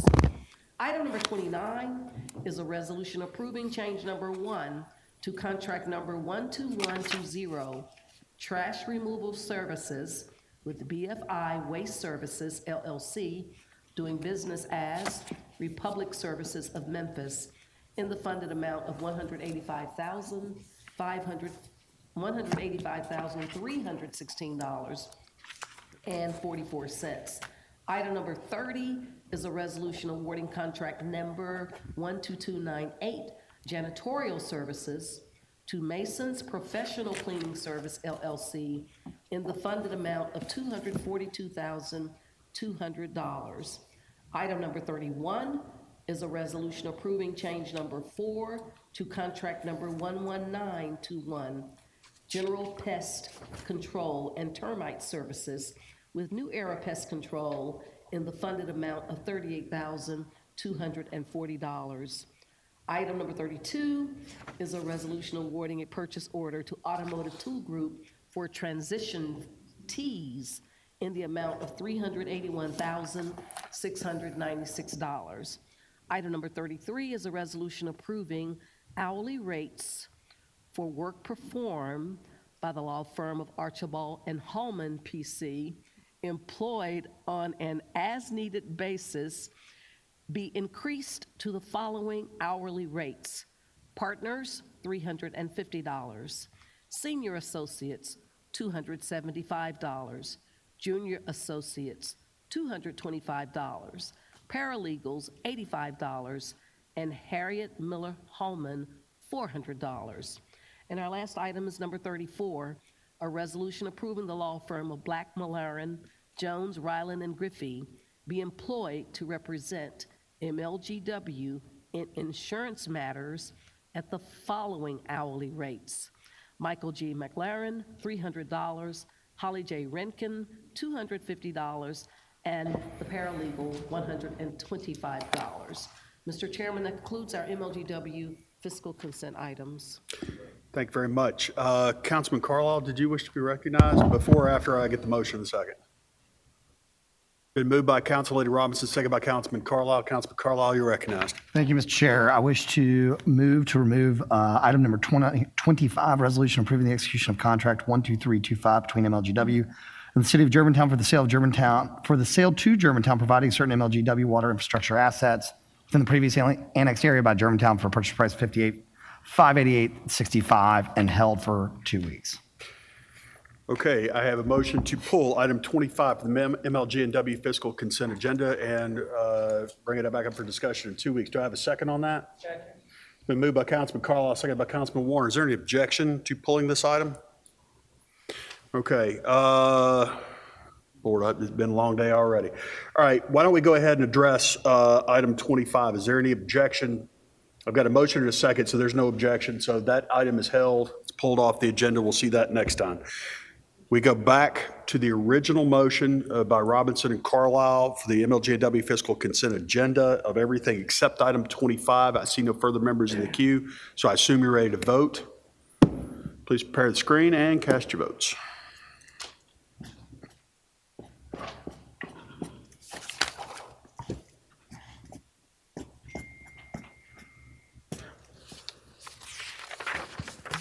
Kennelly, yes. Carlisle, yes. Easter Thomas, yes. Ford, yes. Johnson, yes. Jones, yes. Logan, yes. Morgan, yes. Robinson, yes. Swearingen, yes. Warren, yes. Chairman Covet, yes. Thank you. That item passes. Call item 35. Item number 35 is an ordinance to amend ordinance number 5708 of the City of Memphis Code of Ordinances known as the Housing Code or the 2015 International Property Maintenance Code as amended for Memphis, Tennessee, to update and/or add provisions related to mold, lead, fee schedule, trees, and operable vehicles and condemnation. Up for third and final reading, ordinance number 5811 is sponsored by the Public Works Division. Thank you very much, Councilman Smiley. Welcome. Councilman Smiley's not here. Can I get a motion in a second, please? Been moved by Jones, seconded by Carlisle. Jones, would you say the right wording about hearing it in committee? Yeah. Mr. Chairman, this item was heard in committee, received a favorable recommendation, and also moved. Been moved by, thank you very much. It's been moved by Councilman Jones, seconded by Councilman Carlisle. Seeing no members of the queue, let's hold on that. Please hold the screen. Linda Whalen has pulled a card. There you are.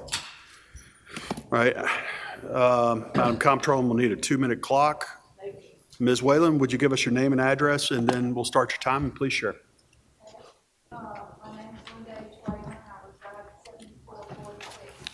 Grave Lane, and I'm chairwoman of the Southeast Memphis Neighborhood Partnership in Memphis, and I'm here today representing 38 neighborhood associations within that partnership.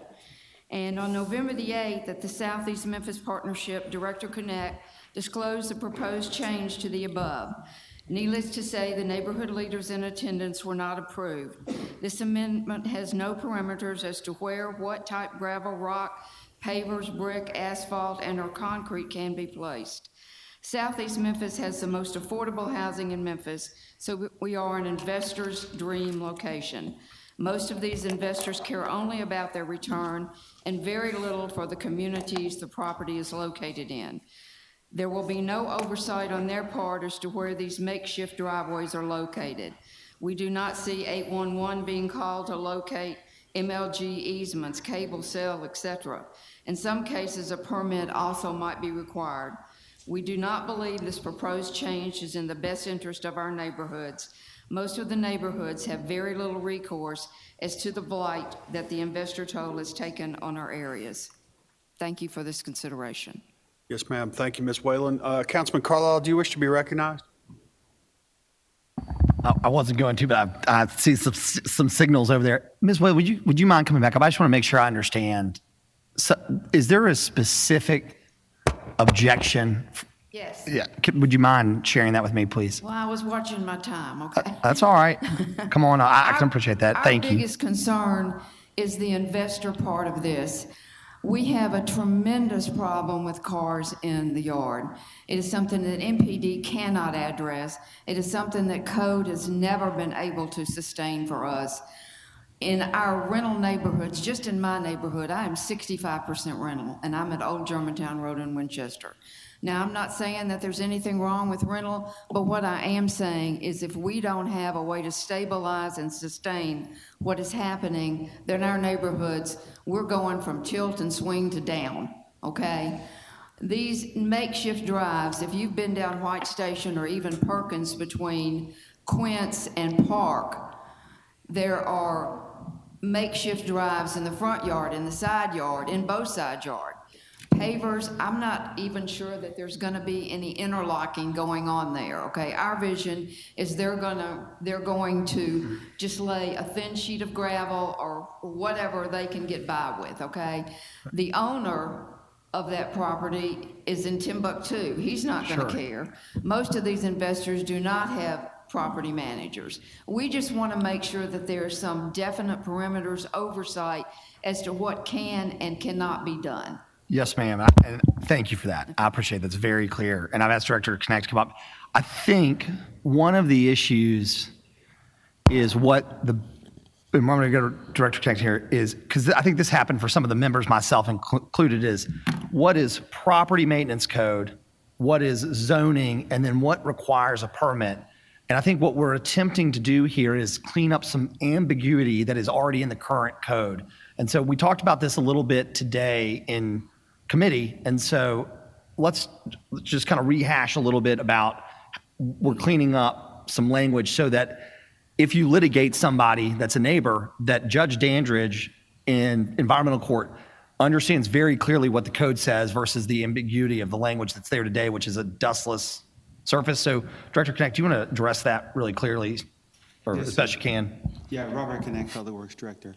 Yes, I wanted to be clear that when we have agreed to, well, when we proposed to change the language, we did want to take out the word dustless because it is too ambiguous. Previously, the language allowed for gravel as a use for replacement and repair of the driveway. And the reason is because in the city limits, there are owners of property who use gravel driveways. So we wanted to allow for it so that when someone needs to replace their driveway or work on their driveway, it allows them to utilize this material because our code that we're talking about is the property maintenance code, maintenance of an existing surface. Now, when someone wanted to expand a driveway, add to the driveway, modify it, increase it, that would then fall under a zoning type of requirement where they would have to go out and technically they should get a permit from construction code enforcement to modify their parking area. So those are two different things, two different types of enforcements. So if someone was to just dump gravel on their in a grassy area so they could park on it, they would have to have a permit from the Shelby County Office of Construction Code Enforcement to do that, and that would be managed under UDC and zoning. They just can't do that just because they want to do it. Right, and I think that's the key difference is, and I know in gravel, there may be this thought of just hard rock gravel, but I have a family member that has a beautiful pea gravel driveway. But I think the point here is that individuals are not going to be allowed to just go and all of a sudden create a gravel front yard and say, this is now my driveway, I'm now going to park cars here, and this is legally permissible. It's not. Code would be called, they would come out, they'd say, where's your permit for this? And they would be told to remove the gravel and remove the cars, or they'd be in a code violation.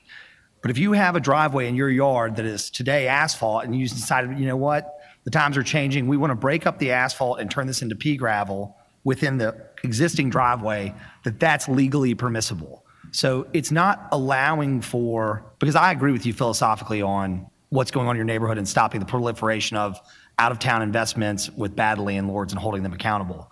But this is not allowing for the proliferation of people to dump and create driveways as they personally feel like they can on their own property. They still have to go through the proper channels. It is allowing the code to be very specific on what a dustless driveway would look like within their existing permitted, allowable legal use. Anything outside of that would be against our ordinance and our UDC. So I think that clears it up for the most part. And at the end of the day, it's also, you have to remember, just to restate it, if there is a property issue in this realm, it goes to it gets escalated to environmental court, and we need to make sure that Judge Dandridge, who's the current environmental judge, understands as specifically as possible what the intent of our code of ordinance is. So the idea here is actually to help, not harm the property in your neighborhood and the city. So I hope that clears it up. I see a nod down there maybe. But anyway, I'm going to support it. We need to go ahead and move this forward because we need to get these going. But this is to help, not harm neighborhoods. With that, I yield the floor. All right, thank you very much, Councilman Carlisle. Councilman Warren, you're recognized. Thank you, Mr. Chair. I think one of the things that we learned today, because of your neighborhood's objections and us looking into this issue more, is this is a problem in that even if we had the order to tow vehicles and take them away at this point, we don't have the space to put them places. So we've asked administration to start to look at additional spaces for us to be able to tow vehicles to. Right now, we tow vehicles to the police pound, and it's full. And so they're only towing vehicles maybe 1 day a week or 2 days a week. So this is an issue that we should be bringing back to you, hopefully with a solution after our code enforcement has moved, and we'll start to get people to not be doing these illegal parkings in their yard as you're concerned about. I hope that helps. But this current resolution is what Councilman Carlisle described. It's cleaning it up so someone just can't put plywood down on their yard and say it's a dustless surface. And they can replace their driveway with any material they want as long as they stay in their driveway. Yeah, you please come up if you have a question.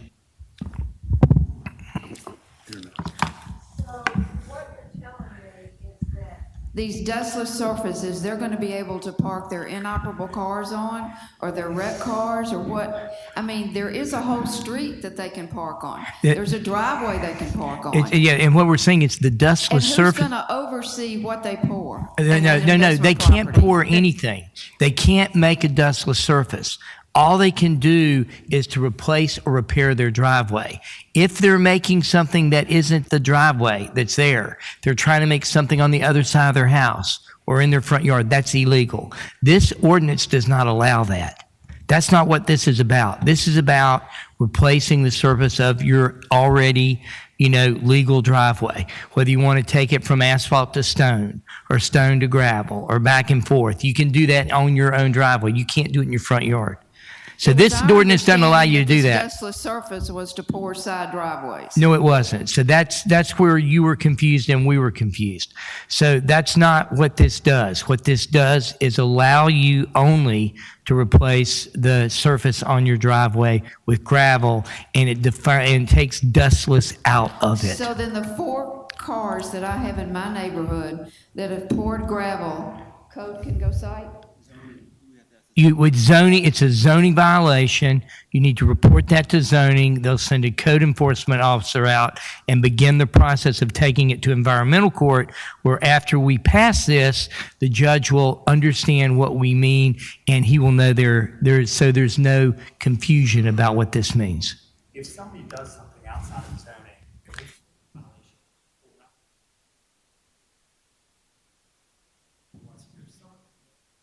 all right, Council Lady Logan's been listening, so can we, all right, tell you what, clarify the point. I just want to clarify.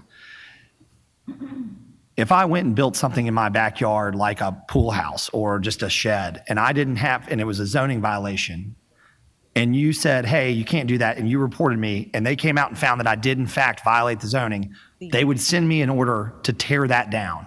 The same thing applies to someone pouring a driveway that they were required to get a permit, or for certain subdivisions, if your CCRs, your covenants in your subdivision say, our subdivision doesn't allow for gravel driveways, and they put a gravel driveway down, you can enforce the covenants of your subdivision. So Again, yes, if someone has illegally poured a driveway without the appropriate permits from the city and Shelby County Building Authority or zoning, within their zoning rights, you absolutely can report them. They will investigate it. And if it's deemed to be done without the appropriate approvals, they will be enforced to remove that driveway. Okay, so if a neighbor that's next door to me has a truck parked on his back porch that's concrete, will code cite that? I have a truck that's packed on the man literally poured a back porch to park his truck on. I mean, yeah, we'd have to look. So just, hold on, that's a great question.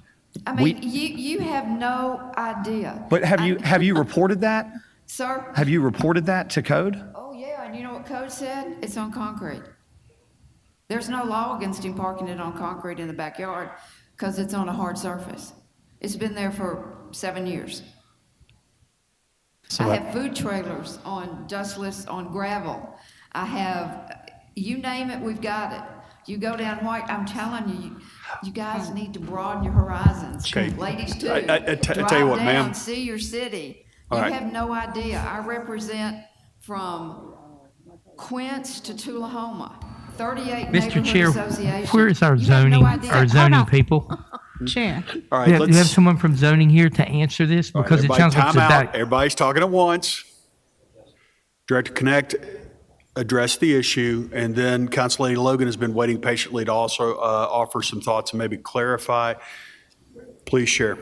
Well, if, in regard to someone constructing or building a concrete pad in their backyard, I don't know the zone per se. If that, usually they're required to get a permit, you know, when you actually pour or do any type of improvement. Now, they might have gotten a permit, I don't know, we'd have to research it and see.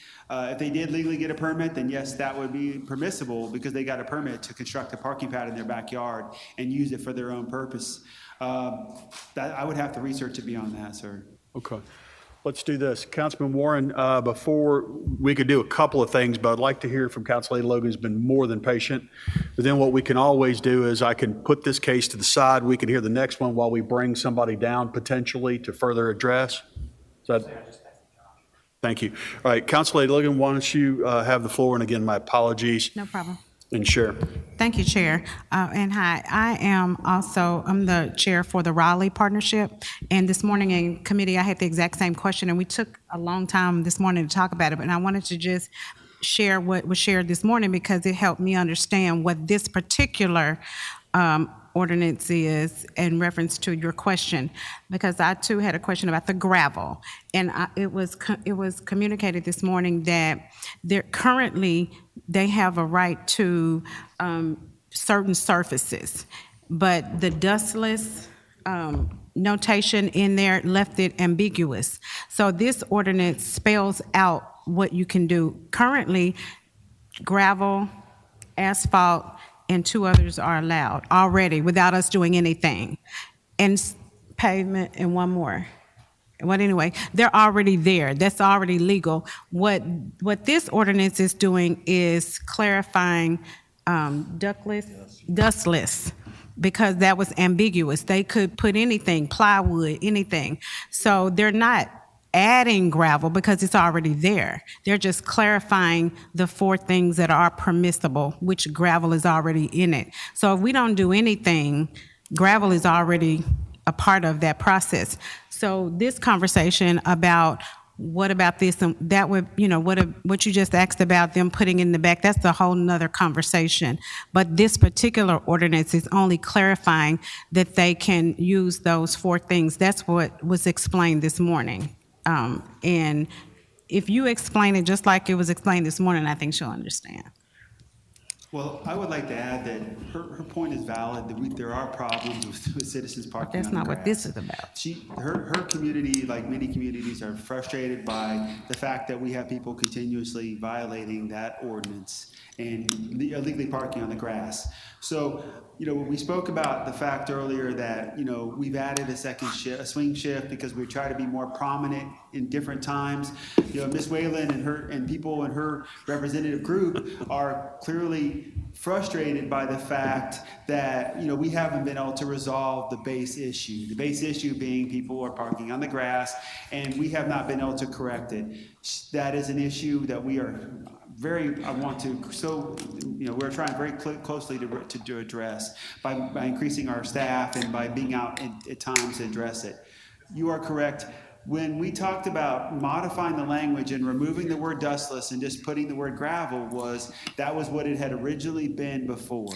When we modified and adopted the International Property Maintenance Code in 2018, we left it as is, so we didn't like the word dustless. We wanted it to be very, very specific and remove any ambiguity, because gravel's allowed now, like you say, because it is considered a dustless surface. We just didn't want anything else to be thrown into the mix, because it does become more problematic when you don't have very clearly A, B, C, D is allowed. So that was the intent of this. Maintenance of an existing surface only, not adding new area to the parking. That is different. We're separate things totally. One existing surface, replacement with that surface with approved item, not increasing the area by which you would be allowed to park. That is not what we do in maintenance of the code. That would be a zoning issue where they would have to get a separate new permit to increase the area they want to park on. Council Lady Logan, would you like me to have Councilman Carlisle or Councilman Warren frame the question for Administrator Whitehead? Oh, yes. Please, yes, thank you. Outstanding. Administrator Whitehead, would you come forward, please? John, come on, come all, because this may come down to a little bit of a code construction, because I actually, the ambiguity. There is I would say typically hypothetical, but there is a question about and correct me if I'm wrong, ma'am, there is a neighbor who has poured a concrete slab to the rear of their property as maybe a porch and has parked a truck on that porch. I don't believe they ever filed for a permit, but code was called because, hey, there was never intended to be a driveway here, and code's response was, we can't do anything about this truck being parked here because it's a concrete surface and trucks can be parked on concrete surfaces. So what would building construction permits and or zoning have to say about that? And what recourse would a neighbor have if they didn't follow the proper? So Josh Whitehead, zoning administrator for Memphis and Shelby County. As I search, there is something in the code with regard to the parking of trucks, boats, and RVs. And as I get to that section, let me take a step back and communicate the two major primary focuses of the zoning code with regard to residential parking is, number one, parking pads shall not be in the front yard. And number two, they shall be concrete or asphalt. The zoning code specifically says gravel parking is impermissible. Now, with regard to the parking of trucks, I now recalled the section of the code, and I am now going to it. But off the top of my head, I believe we would allow it to be in the back, up against the property line. But if you have another question, let me get to that. Well, I don't know that I do, other than I honestly didn't know what the response would be because, and by the way, I don't think that this, to Director Connect's point, has anything to do with the IBC, with what we're doing with the property maintenance code, rather. But it does address just an issue that seemingly is plaguing neighborhoods, which is what recourse does a neighbor or an individual have if they know that a neighbor has violated or expanded their driveway beyond the permissible square footage in the front or created some sort of additional vehicle park in the back? So the front is what the zoning code really is primarily focused on, and specifically prohibiting front yard parking. And then it defines front yard parking as parking that doesn't go anywhere. So if it's parked on incidentally because it's a driveway that goes to the back, we would not count that as a parking pad. So here's the answer to our question. The parking of trucks, heavy equipment, and tractor trailers shall not be allowed on any lot or any street segment wholly or partially located within a residential zoning district. For the purpose, this requirement shall not prohibit commercial vehicles from making deliveries in a residential district. And for the purpose of this subsection, the term trucks and heavy equipment includes vehicles or equipments in excess of 8,000 pounds, with the exception of consumer vehicles such as dualies. So if you have a large truck, heavy equipment, or tractor trailer, prohibited. And the next section talks about accessory boat and trailers. Outdoor storage of no more than one accessory boat and trailer and no more than one accessory camping trailer or recreational vehicle is permitted per single-family lot, provided no part of such storage area shall be located in the front yard, and provided that such vehicle may not be used for living, sleeping, or housekeeping purposes. So as long as it's in the back. Thank you. All right, to that point, if someone is violating this, what recourse do I have as a public citizen? So our zoning inspectors, of which there's about 10, would inspect the site and most likely issue a courtesy warning. Hey, we're going to come back in 2 weeks, 4 weeks. If the problem's not ameliorated, we will cite you to environmental court. Okay, thank you. And if you would get with this citizen here and please get her to the appropriate authorities. If it's a zoning issue, ma'am, thank you for coming down. These two issues are unrelated. This helps clear up the ambiguity. I know we've been here a long time. I think we should go ahead and vote, clean this up, and move forward. Thank you for being here. Sorry that took a lot longer. Well, thank you for the information. Colleagues, remember what we can do is if you're prepared to vote on this now and pass it, remember it's still coming up in 2 weeks on previous meeting minutes. So if we cannot get proper answers to the citizen, then we can address it then again if you would so choose. That being said, it's been moved by Jones, seconded by Carlisle. Councilman Canale, you're in the queue. Colleagues, Ms. Whalen spends a lot of her time looking after her neighborhood and other neighborhoods, and she really is a great advocate for all of those neighborhoods that she spoke of. But what she brought up tonight speaks to a larger point that we deal with and we talk about a lot with negligent landlords and the issue and why we as a body need to add some teeth to code enforcement, because we have too many issues and we have great citizens like Ms. Whalen and other communities that have to deal with the consequences because we have out-of-town landlords that simply don't care about their properties here in the city. Thank you, Mr. Chairman. All right. Thank you, Mr. Canale. I apologize I had not seen you in the queue. All right. Again, moved by Jones, seconded by Carlisle. Seeing no members in the queue, I assume you're ready to vote on item 35. Please prepare the screen. Cast your votes.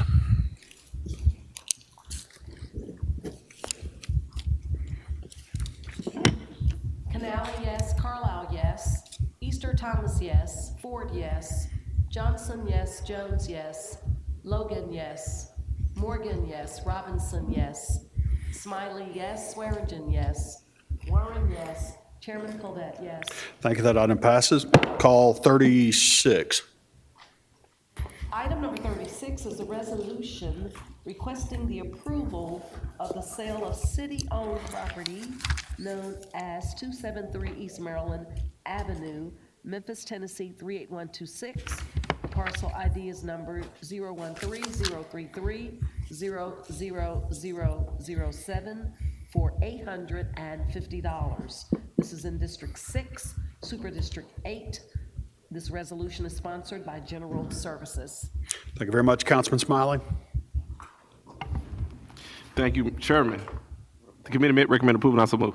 Thank you very much. Been moved by Councilman Smiley, seconded by Council Lady Johnson. Seeing the members of the queue, I assume you're ready to vote on item 36. Please prepare the screen. And cast your votes.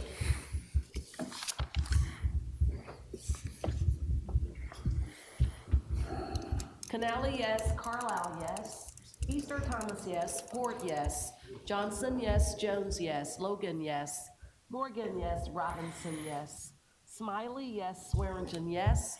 Warren, yes. Chairman Colvett, yes. Thank you. That item passes. Call item 37. Item number 37 is a resolution authorizing final payment of FY '22 tax equivalent payment from Memphis Light Gas and Water Division's gas system and total distribution of the FY '22 tax equivalent payment to taxing jurisdictions in Shelby County, Tennessee. All council districts, this resolution is sponsored by MLGW Division. All right, thank you very much. Council Lady Robinson. Thank you. Mr. Chair, the committee met, recommends approval, and I so move. Thank you very much. It's been moved by Council Lady Robinson, seconded by Council Lady Easter Thomas. Attorney Wade, you're recognized. Yeah, the document you have before you is the full version, and that's the one that we need to substitute and approve tonight. It provides for a payment to the city of $18,006,394.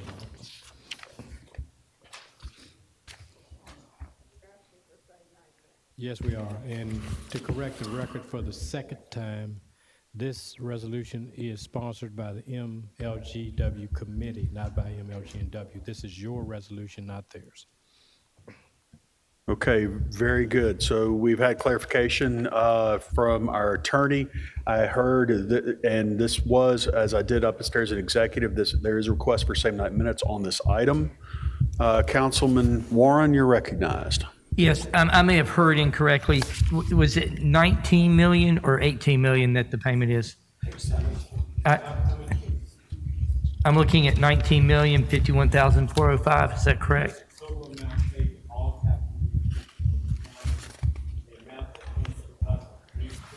$6,394. Yes, it is. And I can tell you on what page if I have a. You see it, it's a breakdown of all the payments to each one. Good to go? All right. It's been moved by Council Lady Robinson, seconded by Council Lady Easter Thomas. Councilman Warren is out. I see no other members in the queue wishing to speak, so I assume you're ready to vote on item 36. Please prepare the screen and cast your vote.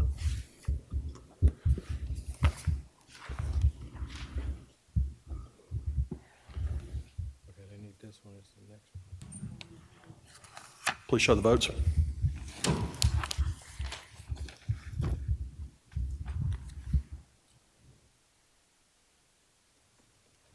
Canale, yes. Carlisle, yes. Easter Thomas, yes. Ford, yes. Johnson, yes. Jones, yes. Logan, yes. Morgan, yes. Robinson, yes. Smiley, yes. Warren, yes. Chairman Colvett, yes. And for clarity, that is the vote on item number 37. Thank you, Madam Comptroller. Item 37 passes. Call item 38, please. Item number 38 is a resolution authorizing final payment of FY '22 tax equivalent payment from Memphis Light, Gas, and Water Division's electric system and total distribution of the FY '22 tax equivalent payment to taxing jurisdictions in Shelby County, Tennessee. All council districts, this resolution is sponsored by MLGW Division. Thank you very much. Council Lady Robinson. Thank you, Mr. Chair. The committee met, recommends approval, and I so move.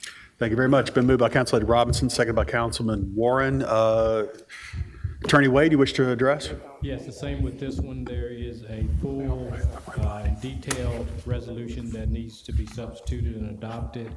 This provides for payment to the city of $39,090,345.60. That's detailed on page 7 of your resolution. And same night minutes. For the record, is sponsored by the MLG&W committee, not MLG&W division. Okay. All right. As clarified on the motion, and there is same night minutes to clarify without objection, and I also announced it in executive. Okay, been moved by Councilor Robinson, second by Councilman Warren. I see no other members in the queue. I see me ready to vote on item 38. Please cast your votes.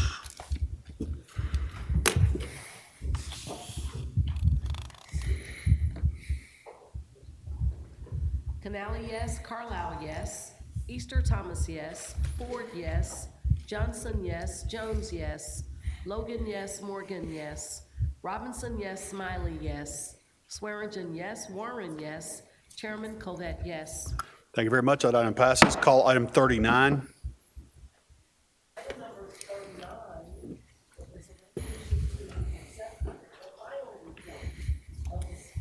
Item number 39 is a resolution to accept the final report of the City Council Renaming Commission, all council districts.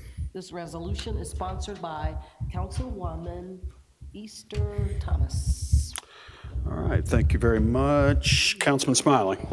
Thank you, Mr. Chair. Thank you, Councilwoman Easter Thomas as well. The committee met, recommend approval, and I so move. It's been moved by electronically. Thank you. Been moved by Councilman Smiley, second by Council Lady Easter Thomas. I see no members in the queue. However, please take the screen down. I have a card to speak. Please take the screen down.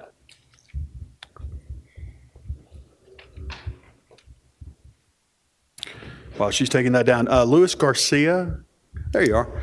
I'm told you wish to address, so there we go. Can I get a 2-minute clock, and can I get your name and address, and then we'll start your clock at that point. Sorry, do it again. 8708 Macon Road, Cordova, Tennessee, 38018. My name is Luis Robinson Garcia. All right, please share. So I want to be clear that I'm here speaking for myself, not as part of the renaming committee. And when I came into this committee, I came in with the idea of renaming some streets, with the idea of rebranding our city, rebrand the way we are perceived, promote betterment in our community, a better, more diverse, more inclusive community, and of course, honor those that deserve it. But in the last 3 weeks, I'm starting to feel that our narrative, this idea of making Memphis a better place, is starting to change. It's not in tune with what's been going on in our city. We have a new pandemic in this city, and it's crime. 3 weeks ago, what happened with young Dolph, I don't think it's acceptable. This weekend, 2 teenagers were shot and killed, and a teen mother and her baby injured. Crime is definitely controlling our streets, and it's getting a lot worse. I'm starting to feel like nobody is doing anything about it. And then it just made me think about what will happen when somebody does get murdered in one of these streets where we decided to change its name. I just can't imagine being able to sleep at night and letting this continue going on. It's just a matter of time. It's gonna happen again. I am for rebranding our city streets. I am for rebranding some streets, the perception of our city. And that's why I accepted to be in the renaming commission. But rebranding needs to come after we address some of the problems that are boggling our community down. They're causing all these problems, not before.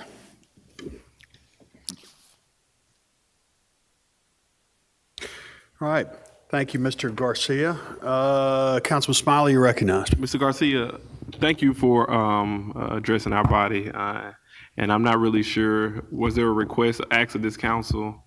I'm just trying to get some clarity and some understanding. Can we cut his mic on? Oh, my bad. I'm sorry. Go ahead. The request is that before we rename any streets, which I am for, we really need to tackle the problems that are making us, that are just making Memphis really hard to live, or else we're going to have to be renaming a lot of streets. A lot of people are getting killed, and I'm sure you guys know that. Thank you. All right. Thank you very much. I want to respond, and first, thank you for that. I think this body is well aware of the violent crime problem in this city. This body is doing everything in our power to address crime. We've allocated millions of dollars to group violence intervention program. We heard from a community organization, Memphis Artists for Change, yesterday, consider funding their, violence intervention program. We're, if you have a suggestion on ways to address crime, feel free to reach out to your council members. We're willing to listen and to hear But I do want the folks in the city of Memphis to understand that this council is taking crime seriously, and we're doing everything in our power to address crime and reduce crime. Because, after all, the role of government is to provide for the general welfare of its people, and at the very first should be safety. Thank you. And I appreciate what you guys are doing, but you all need to multiply that by 10, because it's not working.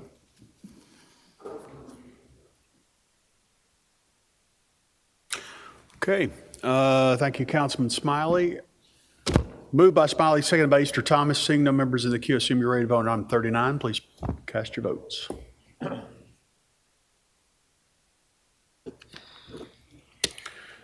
Show the votes, please. Canale abstained. Carlisle, yes. Easter Thomas, yes. Ford, yes. Johnson, yes. Jones, yes. Logan, yes. Robinson, yes. Smiley, yes. Swearingen, yes. Warren, yes. Chairman Codet is abstained.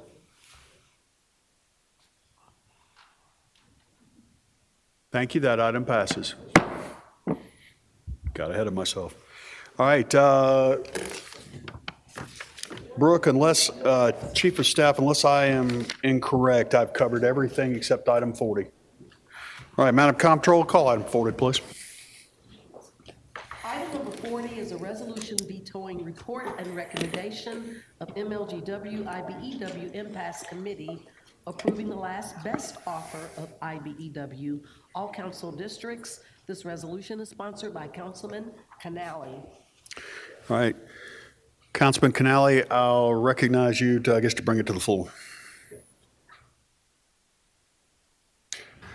Thank you, Mr. Chairman. I sponsored this resolution so that this entire body could speak on this impasse hearing like we do on all of our other impasse hearings. With that, I move it to the floor. All right. Moved by Canale, seconded by Easter Thomas. All right. Councilor Way, let's make sure I do this correctly. As I understand the impasse, the unions will present and have up to 1 hour. Then LG&W will have 1 hour. Each group gets one, I guess for lack of better words, response if they have time allowed. Is that correct? That's correct. It's within their 1 hour. Okay. Assuming they want 1 hour. Okay, can the union representatives and the LG&W representatives come to the front, please? Colleagues, what we're going to do is hear from both sides, and then we'll have council questions only after both sides are complete. It's already been kind of a long day, guys. I'm going to ask a question. Just ask a question. By our rules, you are allotted 60 minutes each. Do you need 60 minutes? That's an open question. Come on forward. May I have your name and address, please? Deborah Godwin, 50 North Front Street, sorry. Deborah Godwin, 50 North Front Street, Memphis, Tennessee, 38103. I'm the attorney for IBEW 1288. And Corey Hester is the business manager. He's going to be doing the presentation. No, we do not need an hour. I would say maybe 30 minutes, and it probably won't take that much. Let's not hold you to that. Let me ask this nice man here. May I have your name and address for the record, please? Good evening. My name is Roger Combs, and I represent Memphis Light, Gas, and Water. My address is 81 Road, Suite 410, here in Memphis, Tennessee. Outstanding. Just a suggestion. You don't need the whole hour, correct? We do not need the whole hour. I would anticipate 20 minutes. All right, guys, let's do this, because one thing I've learned in these impasse, I get it, we all bill by the hour and all that, but to be blunt, I've seen people lose votes the longer they go. So hit your points, been here too long, seen it happen. Okay, so let's go back, sir. I feel like you suggested brevity. Counselor, we've had enough fun today. All right. So as we go forward, we'll hear from the unions first, hear from LG&W second, then hear rebuttal from union if you have any time left over, and then hear your rebuttal, and that's it. You don't have to rebut. You don't have to use your time. That being said, do y'all both agree to 30 minutes total? Yes, sir. May I point out, though, that this was a motion that's put on the agenda to veto the recommendation of the committee in favor of the union. So it was our understanding that MLGW would go first. But I always thought it was the group that prevailed went first. Attorney Wade, why don't you weigh in on that? Or is it dealer's choice? This is basically a de novo hearing before the entire body. The other hearing was before a committee of 3. So how do you... Look, y'all will have plenty of time. Thank you, Counselor. Let's, How did it go in if we're, sir? Did you go first in committee? no. Okay, well, whoever went first in committee should go first. Fair enough. I stand corrected, Counselor. All right, LG&W, you're first. And unless you both disagree with me right now, you have a total of 30 minutes each. I hear no objection to that. All right, let's start 30-minute clock. LG&W is first. Start with your name and address. Let the games begin. Good evening. My name is Jackie Jones. I am the Vice President, CPO at MLGW. My address is 215 Pasadena. Thank you for this opportunity to speak before the council. We appreciate having the opportunity to share our position.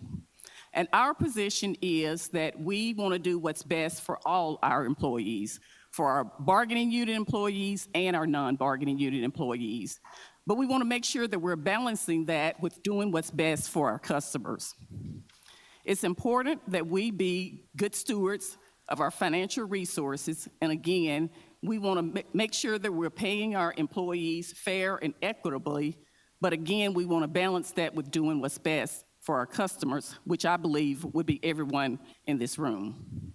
At the end of the day, however this vote turns out, we're going to continue to work closely with the IBEW.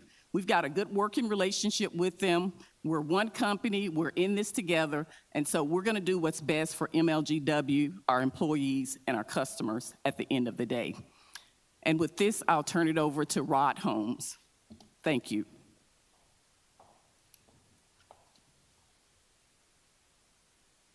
Good evening. You should have in your packet a copy of our presentation. While I don't intend to read the presentation, I do want to go through it with you, as I believe it contains information that clearly explains the offer that we made to IBEW, consistent with the parties' agreements. And I think it also, most importantly, shows the inconsistencies in IBEW's offers and what I consider to be altered or offers that should not be considered by this council. As has previously been stated, throughout this process, which has lasted approximately 4 months, we've engaged in negotiations with IBEW with one mission and one focus, and that's to be fair to our employees, while also being sensitive to the needs of our customers and our communities. And we believe that that focus worked. We were able, if you look at your packet, to agree on 25 non-economic issues. And that was through the hard work of our employees and, quite frankly, IBEW's management team. And we also were able to agree on other things. We agreed on wage increases for the first year of 5% for 2022, 3.5% for 2023. We also agreed on work out of classification pay increases. We also agreed on hours and overtime pay increases. Overtime pay increase of 1.5, so from 1 to 1.5 times. We agreed on hazard pay for declared pandemics. And we agreed on meal per diems, shift differential pay.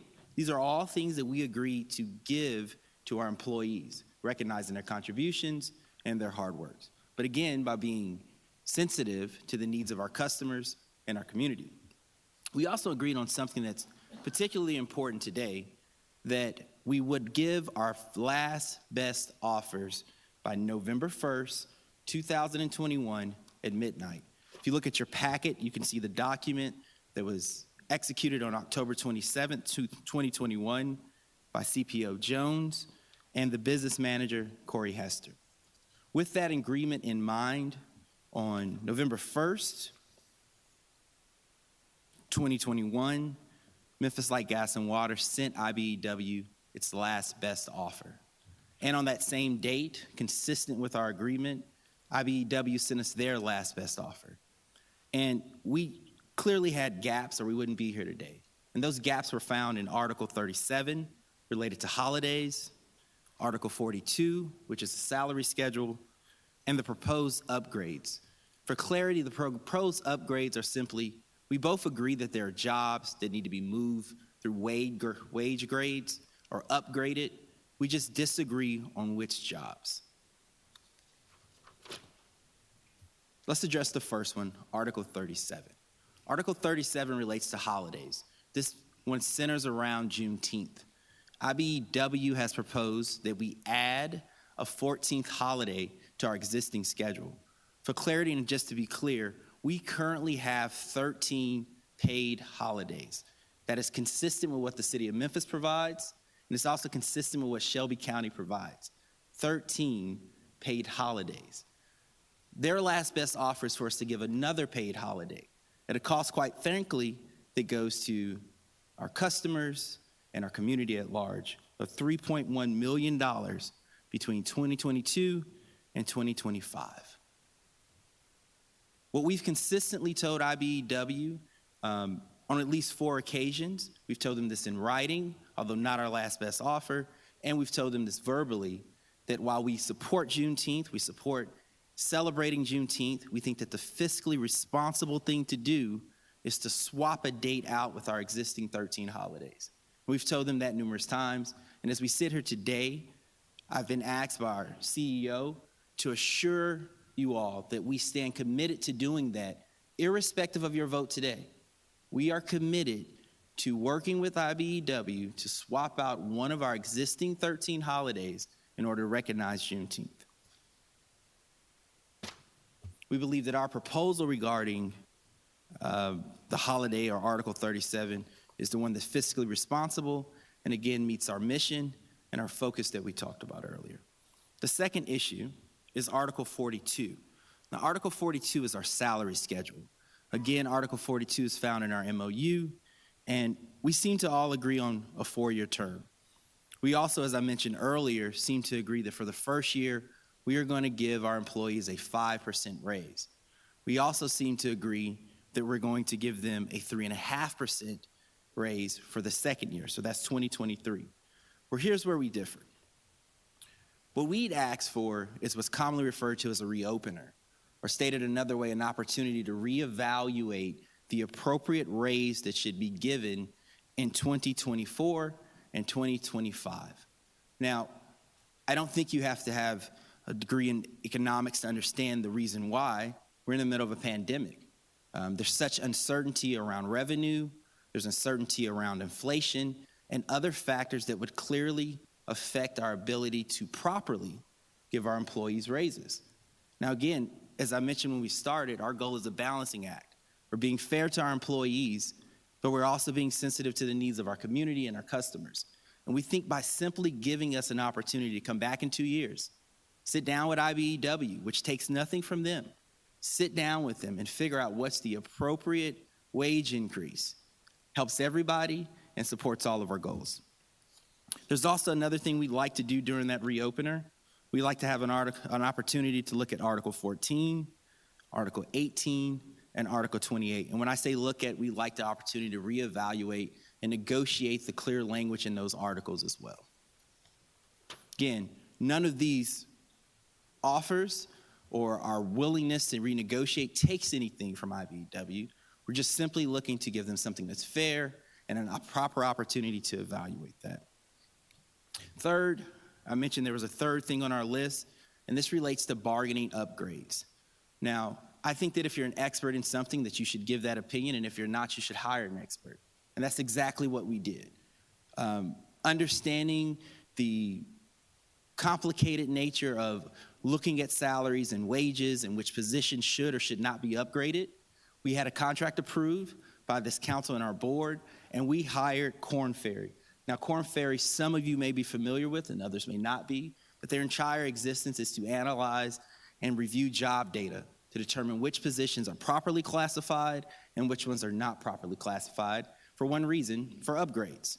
So we did exactly that. And after meeting with Korn Ferry and getting that data back, they determined that 13% of the jobs that we currently have are not properly classified as far as their grades. Now, that obviously means that 87% of the ones we have are properly classified. We've done a good job on that part.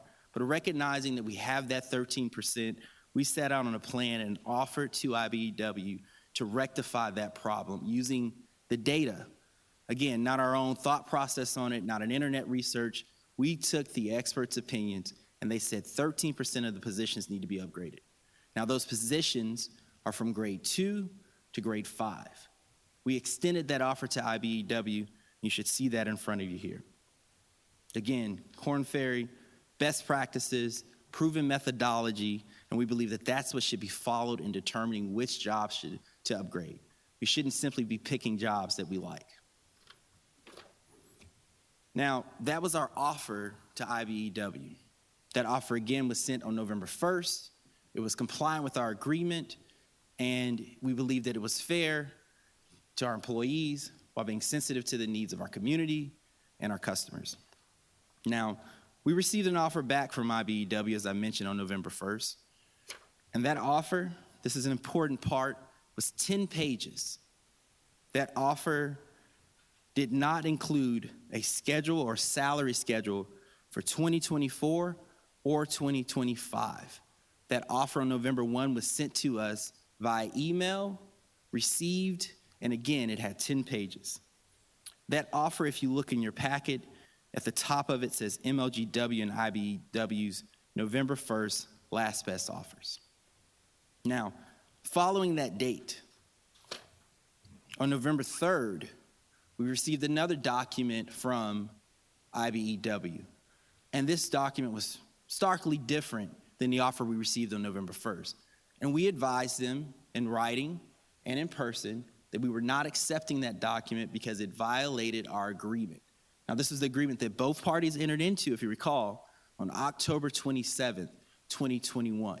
And per that agreement, we all voluntarily agreed November 1 at midnight would be the deadline to submit our last best offers. The second last best offer, as I'll call it, or altered last best offer, added significant provisions. One, this offer now totaled 15 pages. It added a salary schedule for years 2024 and 2025. It also added articles that the parties had never even negotiated on. If you look at the bottom of their November 3rd, which actually may say November 1 on your document, there is a grievance number 34678. Under our MOU, grievances are controlled by Article 32.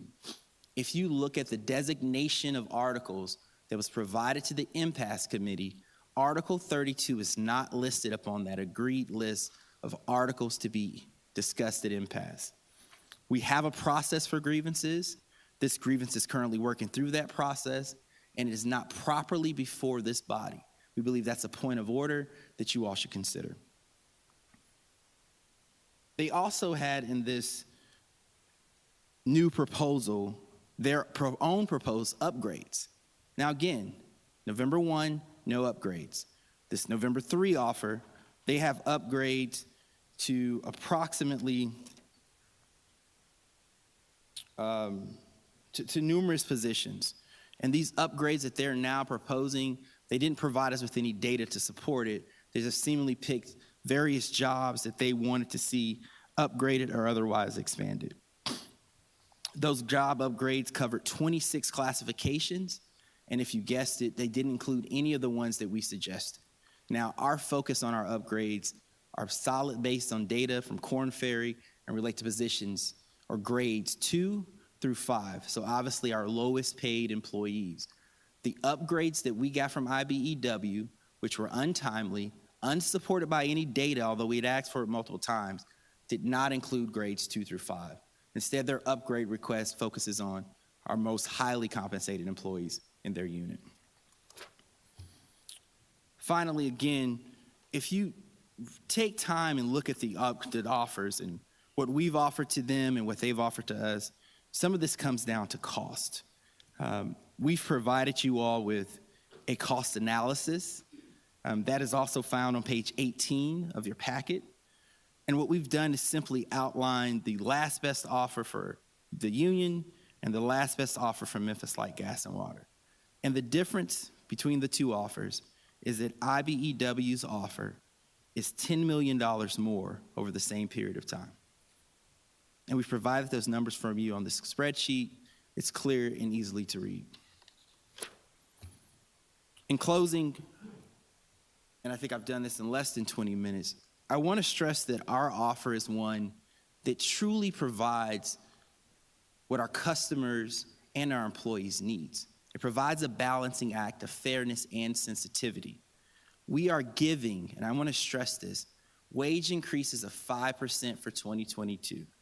We are giving them wage increases for 2023, 3.5%. We are giving them work out of classification pay increases.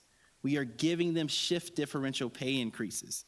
We are giving them job upgrades for the lowest paid employees. We're giving them hazard pay. We're giving them meal per diems. We are giving them 1.5 times pay for storm restoration. Noticeably missing is anything that we are taking from them, because we're not. Our goal in this negotiation was to be fair to our employees.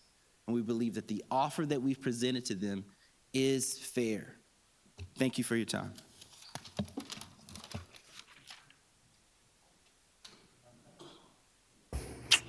All right, thank you very much. Note MLGW has 15 minutes, 6 seconds left. We'll hear from the unions now and reset the 30-minute clock, and it'll start after we get your name and address, please. Good evening, Corey Hester, business manager. Address is 3787 St. Elmo, Memphis, Tennessee, 38128. First of all, let me start by saying MLGW is not giving the employees anything. We earned them. We're earning everything that we asked for. Do y'all, everybody have a copy of my package, IBW's package?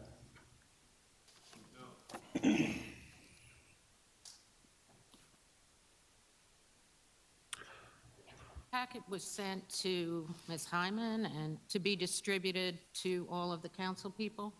Did they not have it? Stop the clock, please.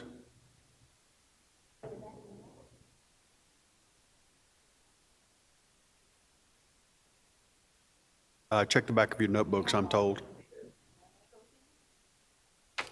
Okay, check the back of your notebooks, everybody, but we have more copies for everybody.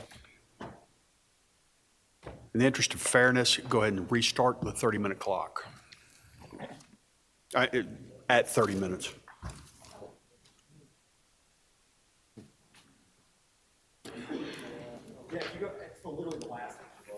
Check the last thing in your book. And sir, just hold up. I'm not starting the clock. Just hold up and let's catch up to you.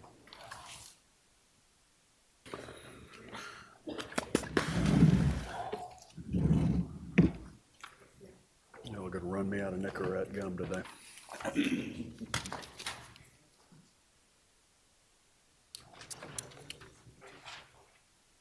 Okay, everybody squared away? Can we get another copy? All right, we're squared away. We'll start when you're ready.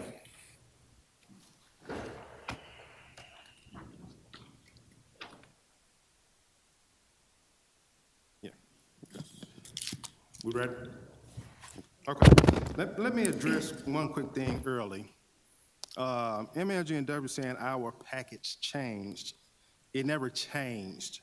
In fact, when there was an error back in 2017 by, at that time, manager Angela Hewlett, she actually sent the wrong thing, the wrong package, to at that time Chairman Berlin Board for impasse. So mistakes happen sometimes, but we never, the mistake was when we sent that package over because MLG&W did not want to negotiate.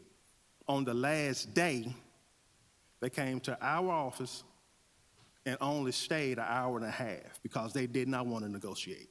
So we all know there are sometimes things happen with your computer. So in fact of an email, a scan, no harm was done to MLG&W by giving them the correct package, the missing pages of the package. No harm was done to them. Now, if you see on our page, on page 2, where MLG&W is saying they need to have, we agree with the 5% to attract and to, excuse me, to attract and to retain talent. On page 3, you can see where IBEW and MLG&W is in agreement on Articles 22, 27, 40, and 41. We agree to that, but that is something the employees have earned. It's not something that they're giving us. We're earning that.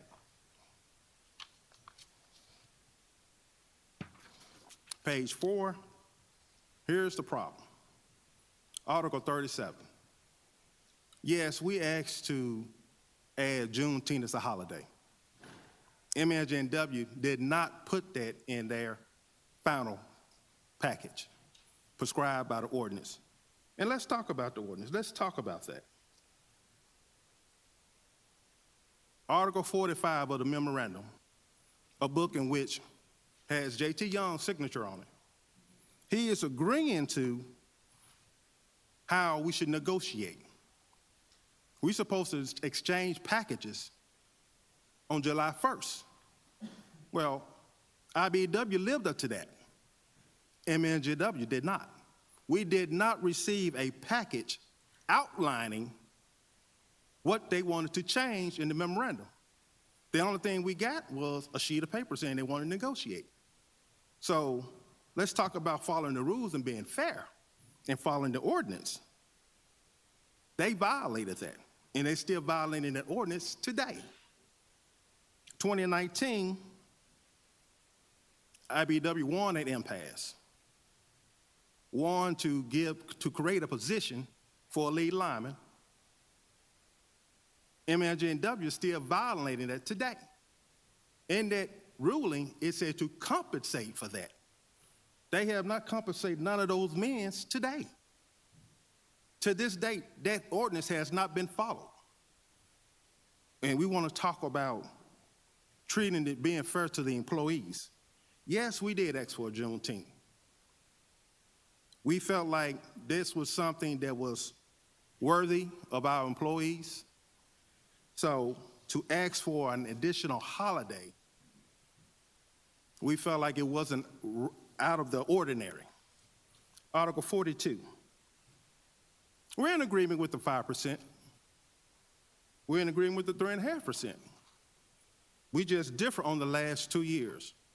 We are proposing a 5% for the first year, 3.5% for the second year, 3.5% for the third year, and 3.5% for the fourth year.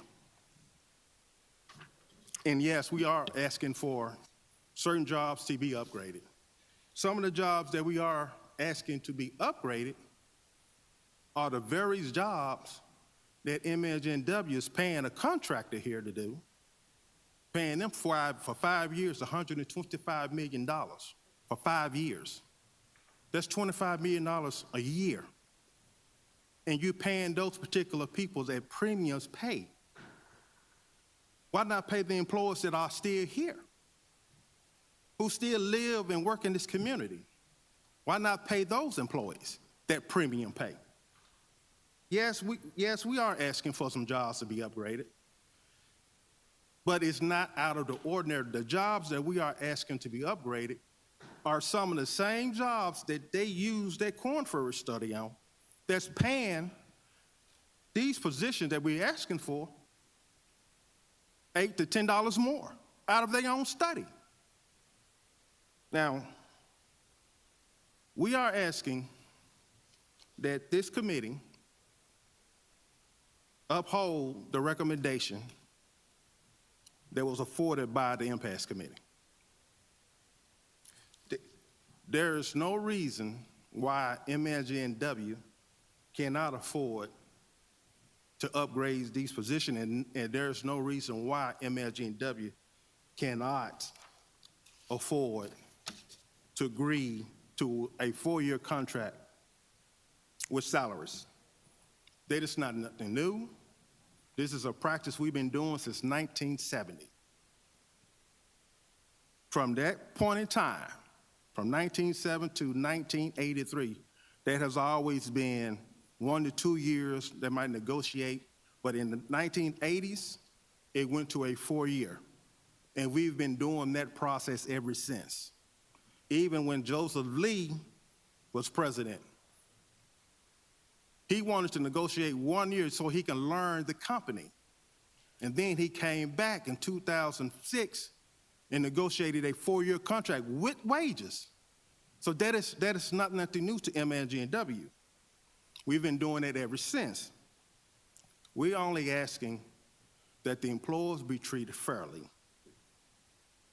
And to see how MLG&W is paying contractors premium pay, where our linemen, when something goes wrong in the field for them, when they get robbed, they can't go home. They still here, they got to stay at work. MLG&W, when something happens to their contractors, first thing management does is send corporate security or MPD out to watch them. But who's watching the MLG&W workers? Nobody. So when something happens to them, when they have equipment stolen, they still got to do their job to serve this community. MLG&W is busy watching the contractors. What about the employees here? Now, I don't know if y'all know, back in 2011, the state added utility workers onto the move over law. That's created and made the employees of utility industries within the state of Tennessee first responders. Those are our first responders. Anytime something goes wrong in our city, they are there. They didn't get no hazard pay.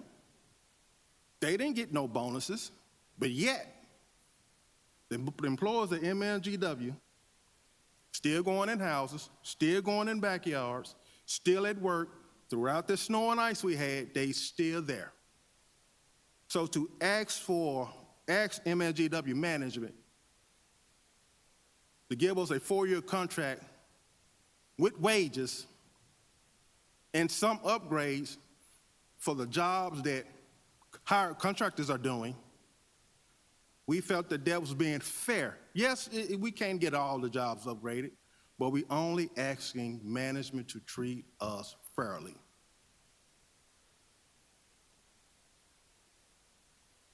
Okay. So, yes, we do different on the holiday. Yes, we are in a disagreement on the wages. But we feel like that is a fair wage. Yes, some people might say, well, what about the CPI? We don't balance that before. There's been time the CPI been high and the wages we received was lower than the CPI. That's part of negotiations. That's a part of the contract. We're willing to sacrifice that. But we're trying to make sure that the employees at MLG&W has something to look forward to down the road. That's what we're asking for. If we want to retain linemen, cable splicers, who's a skill, if we want to retain customer service, they just want me to let retirees come back, that's double dipping. But if we want to bring these skilled positions back, we need to make a true effort in retaining and compensating our employees. Thank you. Any questions? All right, 19 minutes, 40 seconds. Okay, what we do now is we go to rebuttal, LGW, and then we'll come back to union rebuttal. There's only one rebuttal per group. So now, how much time does LG&W have back? 15:06. Thank you, sir. You have 15 minutes and 6 seconds for rebuttal, but once you conclude, that's it. Okay? I question of clarification. I'd like to present a piece of it, and then CPO would like to present a portion of it as well. Is that permissible? Okay. Let me play the safe card. Counselor? Okay, please present. Thank you. I'd like to first start by addressing the point of order that I pointed to earlier regarding which offer from IBEW you all are actually voting on. This is an important and critical piece of this because the packages or last best offers differ greatly. And it is incorrect to simply say that there was an error in sending these offers to us because the data on the documents are different. And the perfect example of this is found, if you look at your packet, on page 12. And then subsequent to that, look at page 13. Now, on page 12, you have what we've listed as a November 3 last best offer because that is the date we actually received it. On that offer for 2024, there's a 3.5% pay raise. For 2025, there's a 3.5% pay raise. If you flip the page to the November 23rd last best offer that was submitted to the impasse committee, 2024 is 3%. 2025 is 3%. These offers differ in substance, not in simply scanning them in. And again, I've already pointed out that the offer that we actually received before midnight at November 1st did not have a wage increase for 2024 and 2025. So these are three distinct offers. And the only one that we believe is properly before this council is the one that we received before midnight on November 1st, 2021. That one has been provided to you all in our package, and we believe that that is the only one that you all are properly voting either up or down. The other ones are different offers in substance, and we've provided that to you. The other thing and problem with the offer that you all have in front of you from IBEW is that they are requesting that you move Mr. Hester's position from a grade 20 to a grade 21. We don't have a grade 21. So in part, he's asking you to do something that's impractical. They did not negotiate new grades. Mr. Hester is not a grade 20, he's a grade 16. So it would be impossible, pursuant to the ordinance, to simply vote up the last best offer they've provided you because we don't have a grade 21 to even put him in. It's also important to note that they raised Article 45 in our failure to comply with that article. That is simply not a correct statement. Article 45 requires that we provide them with our intent of issues that we'd like to negotiate on, and that was complied with and provided to them. Finally, the issue related to holidays. We have been clear that we have offered them 13 holidays, which is consistent with what the city of Memphis provides and Shelby County. Irrespective of that offer, we remain committed, despite what the vote may be today, to swap one of those 13 holidays with them in order to recognize Juneteenth. That is a commitment that the CEO has made. And then finally, this issue related to the contractors is simply a red herring. You can't compare the contractors to the employees by simply looking at wages, and I think we all know that. I'd ask for the last piece for CPL to address. Thank you, Rod.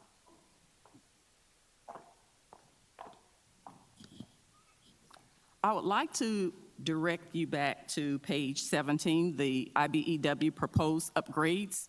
The statement was made that we should be able to easily afford these upgrades, and I want to share a little bit more with you about the Korn Ferry study. So back in 2019, the Baker-Tilly recommendation, the efficiency study, recommended that MLGW bring in an external third party to look at our pay processes. Also in 2019, during the wage reopener presentation, the IBEW also recognized the Baker-Tilly recommendation and said that they also were looking forward to the output. Last year in 2020, our city council and our board voted to agree to let Korn Ferry come in and do the wage study. And so this year we brought Korn Ferry in earlier to go through the wage study. So let me just share a little bit about Korn Ferry. They're a very reputable company. They work with 98% of the Fortune 500 companies, and they work with about 12,000 different organizations with their pay processes. Korn Ferry assessed all of our jobs. That's the thing you need to keep in mind when you're assessing jobs. You can't just pick and choose. You have to look at the entire organization and look at how the jobs relate to each other. So Korn Ferry looked at all of our jobs, bargaining unit and non-bargaining unit, and they said, you know what? Your jobs are paying where they should be paying. They're paying at market. As a matter of fact, they recommended that we not move the wage schedule for the next 2 to 3 years. And so when you look at the market, as Korn Ferry talked about, we're where we need to be compared to the market. So that market that Korn Ferry looked at was 115 organizations that made up public sector organizations and utility companies. There were 130,000 jobs that they looked at. They compared our jobs to those jobs. So these are very relevant jobs. It's not like a food company. They're public sector jobs and they're utility jobs. So with those jobs in mind and looking at that information, that's why they came back and said that our jobs are where they need to be. And specific to the 26 jobs that were recommended for upgrades, all of those jobs are at or above market. They're paying where they need to be paying. And so if we increase those jobs, we're basically going to be paying more than what we should be paying. And it's not just the cost that's shown on this page, the $8 million from 2022 through 2025.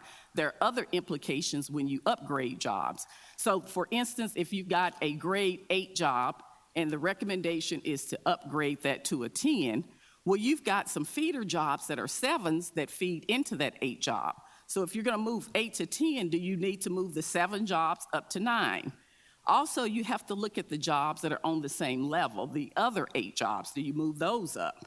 And then remember that you've got to look at the jobs that are above the 8 too. If you're going to take an 8 and move it up to a 10, you've got to look at the 9s. Do you move those up to 11? You've got to look at the 10s. So there are a lot more implications than just the 409 jobs that's on this page.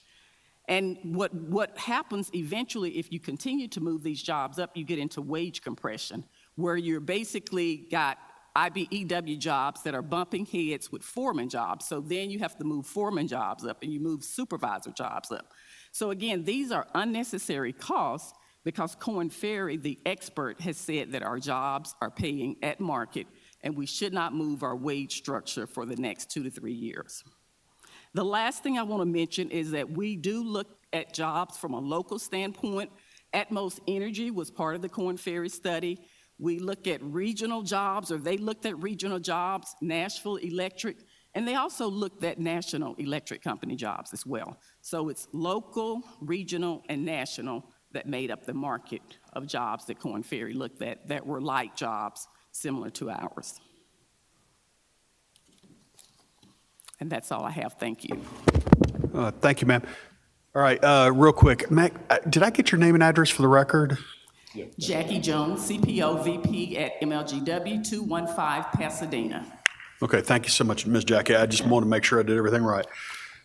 Okay, that concludes the MLG&W presentation. Now we have rebuttal from the unions. And how much time do they have? 16? Well,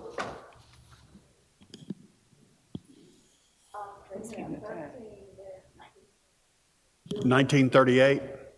Please set the clock for 1938. 13.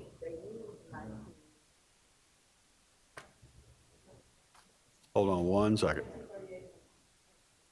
So they had 1938 left on the clock?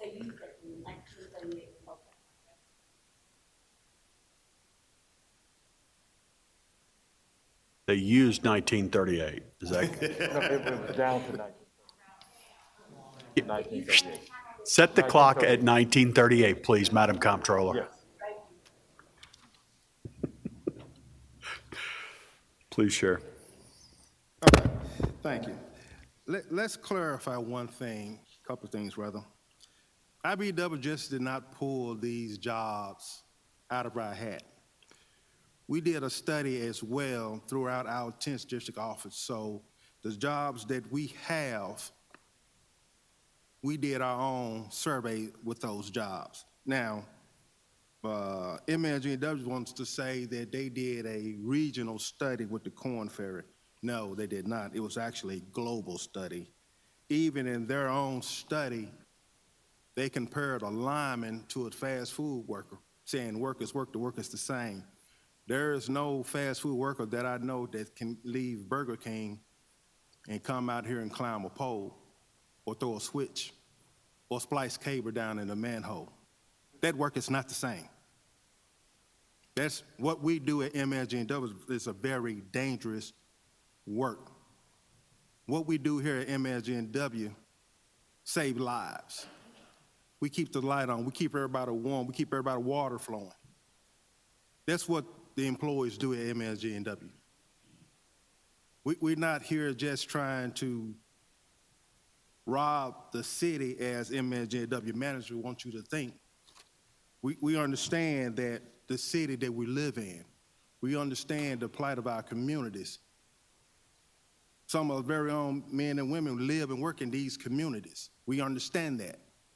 So to ask to be treated fairly, because you're not giving us anything, we're earning it. So you're not giving us nothing. We earn it, we working each and every day. When those men and women are at work, when there's a storm, they're at home sleeping warm. Those men and women out here working. I should know I came from out in the field. I was a customer service rep. I know what it's like to be working 16 hours, 7 days a week, trying to keep the customers warm, going in elderly homes, houses. I know what that's like.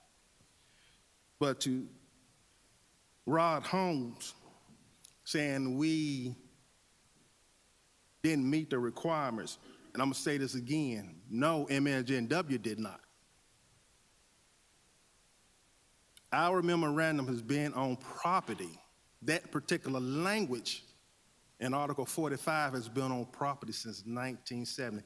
Every president, business manager, board of commissioners, even the city council members has agreed and operated by that language until now.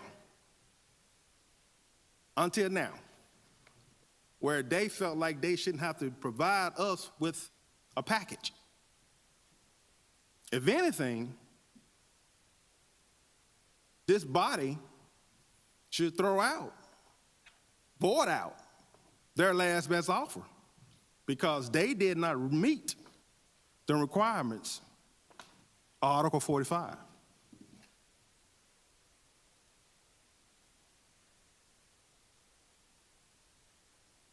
I think I just want to add a couple of points. I think Mr.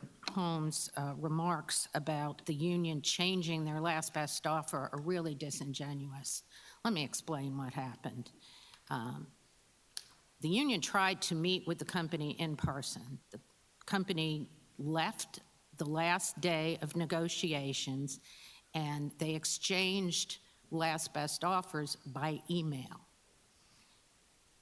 The offer from MLGW came, their last best offer, at 9 p.m. on the day of expiration. The union responded, and when the union responded and scanned the last best offer, it was double-sided and a couple of pages didn't come through the scanner and weren't emailed. Mr. Hester caught it the next day, called and said what the problem was, and re-emailed the last best offer and was told no worries. So this is an after the fact effort to try to undermine the negotiation process. There's no question that proper last best offers were exchanged and MLGW got the complete offer the next day by email, and certainly they were not prejudiced in any way. The union rejected their offer, they rejected the union's offer, and that's what brought us here. There's two articles at issue here. One is 37, which is the holidays. It's really disingenuous for MLGW to get up here and say we offered to exchange holidays when that was not in their last best offer at all. They never made that offer to the union. What was in their offer was simply a rejection of adding Juneteenth. So that is, again, an after-the-fact gesture they're making to you to say, well, we're willing to exchange it. Well, they never made that offer to the union. So our last best offer was provided to the council properly, and you have that. You have MLGW's last best offer, and we would ask you to overrule the motion to veto and accept the recommendation of the committee to approve IBEW's last best offer. Okay. Thank you very much. That concludes the unions portion. Therefore, the presentations are now concluded. We now go to the queue for council members. Councilman Morgan, you're recognized. Thank you, Mr. Chair. I may circle back into the queue later on, but before we begin our debate, I just want to try to clarify some things of what we will be debating and what we will be voting on, if possible, with Councilor Wade and the representation for both parties. I'm going to go ahead and reverse order while it's fresh on my mind. I don't think there's an issue with what Ms. Godwin just said about which holidays MLGW chooses to offer. The economic item is how many holidays. And then which holiday is offered would be an HR decision or internal policy for them to make, not about which one. So we're up here to decide economic items. I think the economic item is 13 verse 14, and then how y'all choose to arrange which of those holidays. I don't see a difference really there. Councilor Wade, is that November, we've been talking about November 1st deadline, we've been talking about emails on the 3rd, we've got another thing from November 23rd. Is that part of the ordinance in which binds us, or is this simply an agreement between them that they arrived at of that we will present last best offer by November 1st? The only thing that's in our ordinance is the deadline for them to tell us when they are at impasse. Their agreement provides when they should exchange last best offers. That's the source document for that, and I think that's what MLG&W indicated. And from what I heard Ms. Godwin say, that technically they didn't do it by the deadline, but they did it by the next day. So what will we be voting on this evening? Because, I mean, that's a big part of our deliberation. On one hand, we have this side. On the other hand, we have the other side. And we don't even have the two sides agreeing what we are deliberating on up here. So do we need to, I mean, can you instruct us on this? Do we need to go to a court for declaratory judgment? I don't know that I've had this come up before. I think the two options that you have, and I don't know if this was raised at the committee level.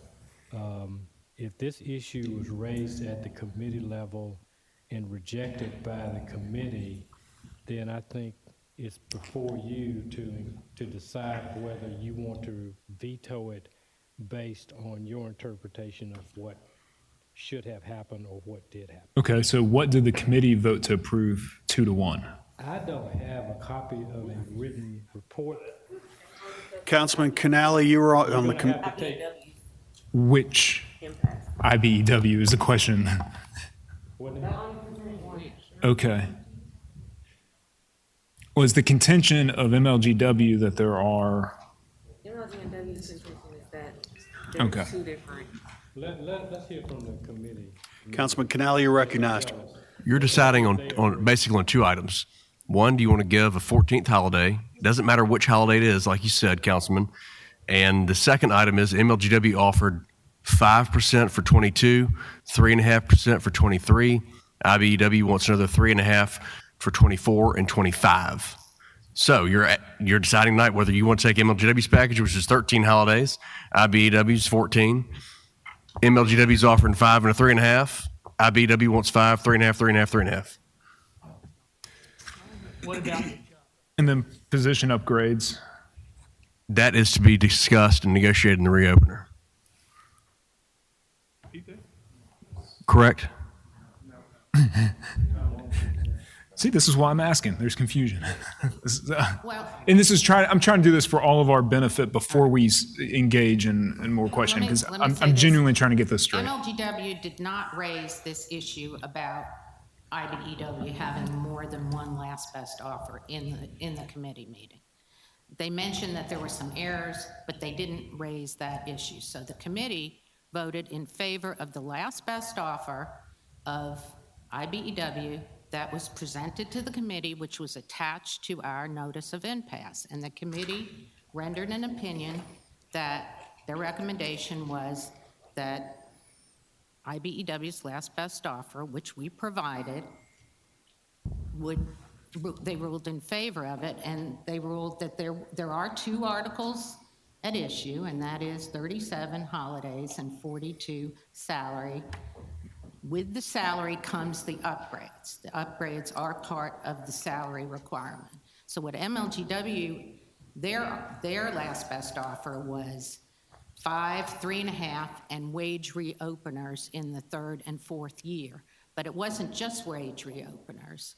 It was also reopening some other articles. And what Mr. Hester was getting at was that the way their MOU works is 6 months prior to the negotiations, each side is supposed to let the other side know what articles of the MOU they are opening.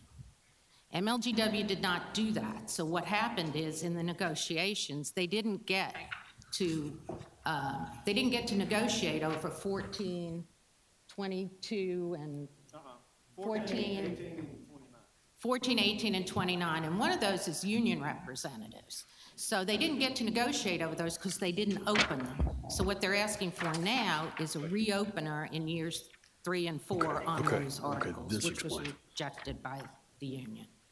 So I don't know if I answered your question. No, Mr. Morgan. I think you helped straighten it I'm out. trying to. Unless MLGW is about to stand up and throw a monkey wrench in that. But I quickly address this. During our impasse hearing, Councilwoman Swearingen pointed out that our option to switch holidays was not on our last best offer, and she was correct in that. And in response, I noted that the offers we received from IBEW were different, and therefore they shouldn't be considered either. So it was raised, not in the detail that we have today, simply because of time allotments, but the offers that you have in front of you are different, the ones that they provided in their package. One says 3%, for example. The one that's in the impasse package, there's no question that that offer is different from what they provided us on November 3rd. The November 3rd offer says 3.5 for 2024 and 3.5 for 2025. Let me finish. And then the one that they provided to you all says 3.0, 3%, and 3%. So if you even accepted their story about just being a mistake, which maybe it was, those 2 last offers are still different. And then this is important to point out. We're required to provide the impasse committee with a designation of the articles to be discussed. Grievances are governed by Article 32. That was not one of the articles that was put in front of this impasse committee. However, they've placed inside their last best offer this issue regarding resolving a grievance. That's controlled by Article 32. So it's not properly before you, which is why, again, our position is the only offer we received that's properly before you was 10 pages long. We received it before November 1 at midnight, and that was submitted to the impasse committee as part of Memphis Light, Gas, and Water's package. We submitted our last best offer as well as theirs. Okay, so I want to ask to IBEW how that did get from a 3.5% to a 3%. And then the other question is, if it was scanned in and every other page was missing, how would the document be even comprehensible, where you're cutting sentences and paragraphs off mid? I mean, how could there be any debate that clearly, you said it was a 10-page document, when clearly you could look at it and be like, okay, it's missing 9 or 10 pages, every other one. It's got to be. I mean, it's got to be crystal clear what happened. It was. And we don't have the emails in front of us, so. It was, and Mr. Hester can tell you that he called and said, hey, there was a mistake, it was late. It wasn't every other page, but there were some that were double-sided, and there was never a 3% offer. I think that was a reference to some other company that was offering 3%. It was a mistake.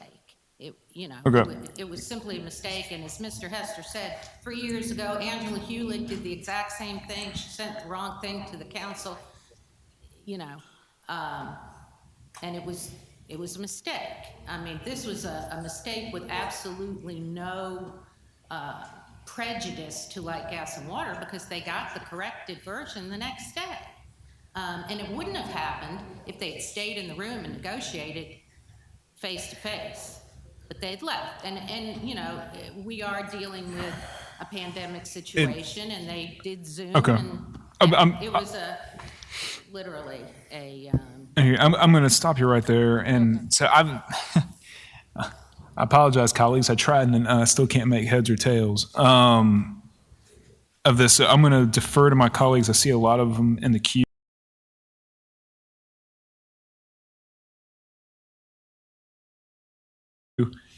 A lot of times we will debate the impact of what we are voting on, what a yes vote means, what a no vote means. I'm a little frustrated. It's rare for us to not be able to state directly what we are voting on. Impact is up for interpretation, but I'm frustrated that before today, I still don't feel like I have a clear answer, and I'll keep working on it. Thank you, Mr. Chair. I may be back in the queue. I'm with you, Councilman Morgan. Let's keep through the queue and see if we can continue asking questions. Councilman Morgan, could I say one more thing? We do have copies of all three of the packages. If anyone would like to see them, we've got all three packages with the dates on them from the IBEW. All right. Go ahead with the queue. I'm going to sit down there. All right, we're going to go through the queue. Councilman Morgan, I think, is going to work on that. Councilman Warren, you're recognized. You know, when you have negotiations, one of the things I think you try to do is you try to negotiate fairly with each other and honestly with each other. And I'm sitting here and I'm listening to both sides sort of make allusions of how they think the other side's trying to, like, you know, throw a quick one. And when you have that sort of situation going on, it doesn't put a lot of confidence in me up here about what actually happened, because now it's he said, she said, and who's actually telling me the truth. And that's not what we want coming from professionals who are negotiating and bringing it to us. I'm disappointed. You know, and I'm looking at the bottom line here, and it looks like what's being asked for is a $2.5 million raise to all the employees in MLGNW or thereabouts once a year for the next 4 years. And that's the best I can come up with from what I've heard today. So I'll be making my vote thinking on that as the final answer. And if the next time we have this type of negotiation, you know, we should not have both sides coming in here and saying, you know, this really isn't real or this really isn't real. You know, that's just not appropriate. Thank you, Mr. Chair. All right, thank you, Councilman Warren. Councilman Jones looks to be busy, so why don't we go to Council Lady Vice Chairman Swearingen. Thank you very kindly, Chair. Ms. Jones. Ms. Jones. Thank you so much. As we were addressing and identifying the holidays that were requested, you shared with me that there was an email that was sent to IBEW. Yes. But it was not a part of the final proposal. We didn't have that documentation, we the impasse committee. IBEW shared that they did not receive it in the final proposal. Could you explain or shed some light on how all of that transpired? As far as the holiday is concerned, so Rod outlined the dates. There were 5 total dates that we actually talked about swapping the holiday, and 3 of those were through email, and 2 were through email, and 3 were verbal discussions with them. And that's included in our presentation. Okay, so they were verbally exchanged. Verbal and email. And there were email. 5 different occasions where we discussed, we're open to a holiday swap. We're open to a holiday swap. We're open to a holiday swap. May I ask what prevented them from being on the final proposal that was submitted?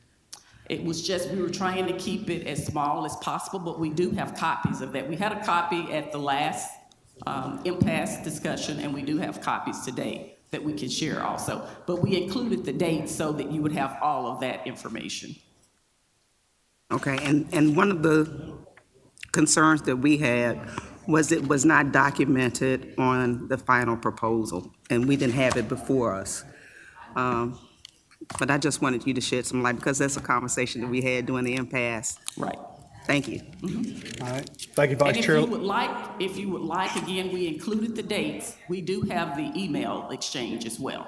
Okay, and they did receive the email, did they Yes. confirm? And the dates again on page 16 of the presentation, October 29th at 9:30 a.m.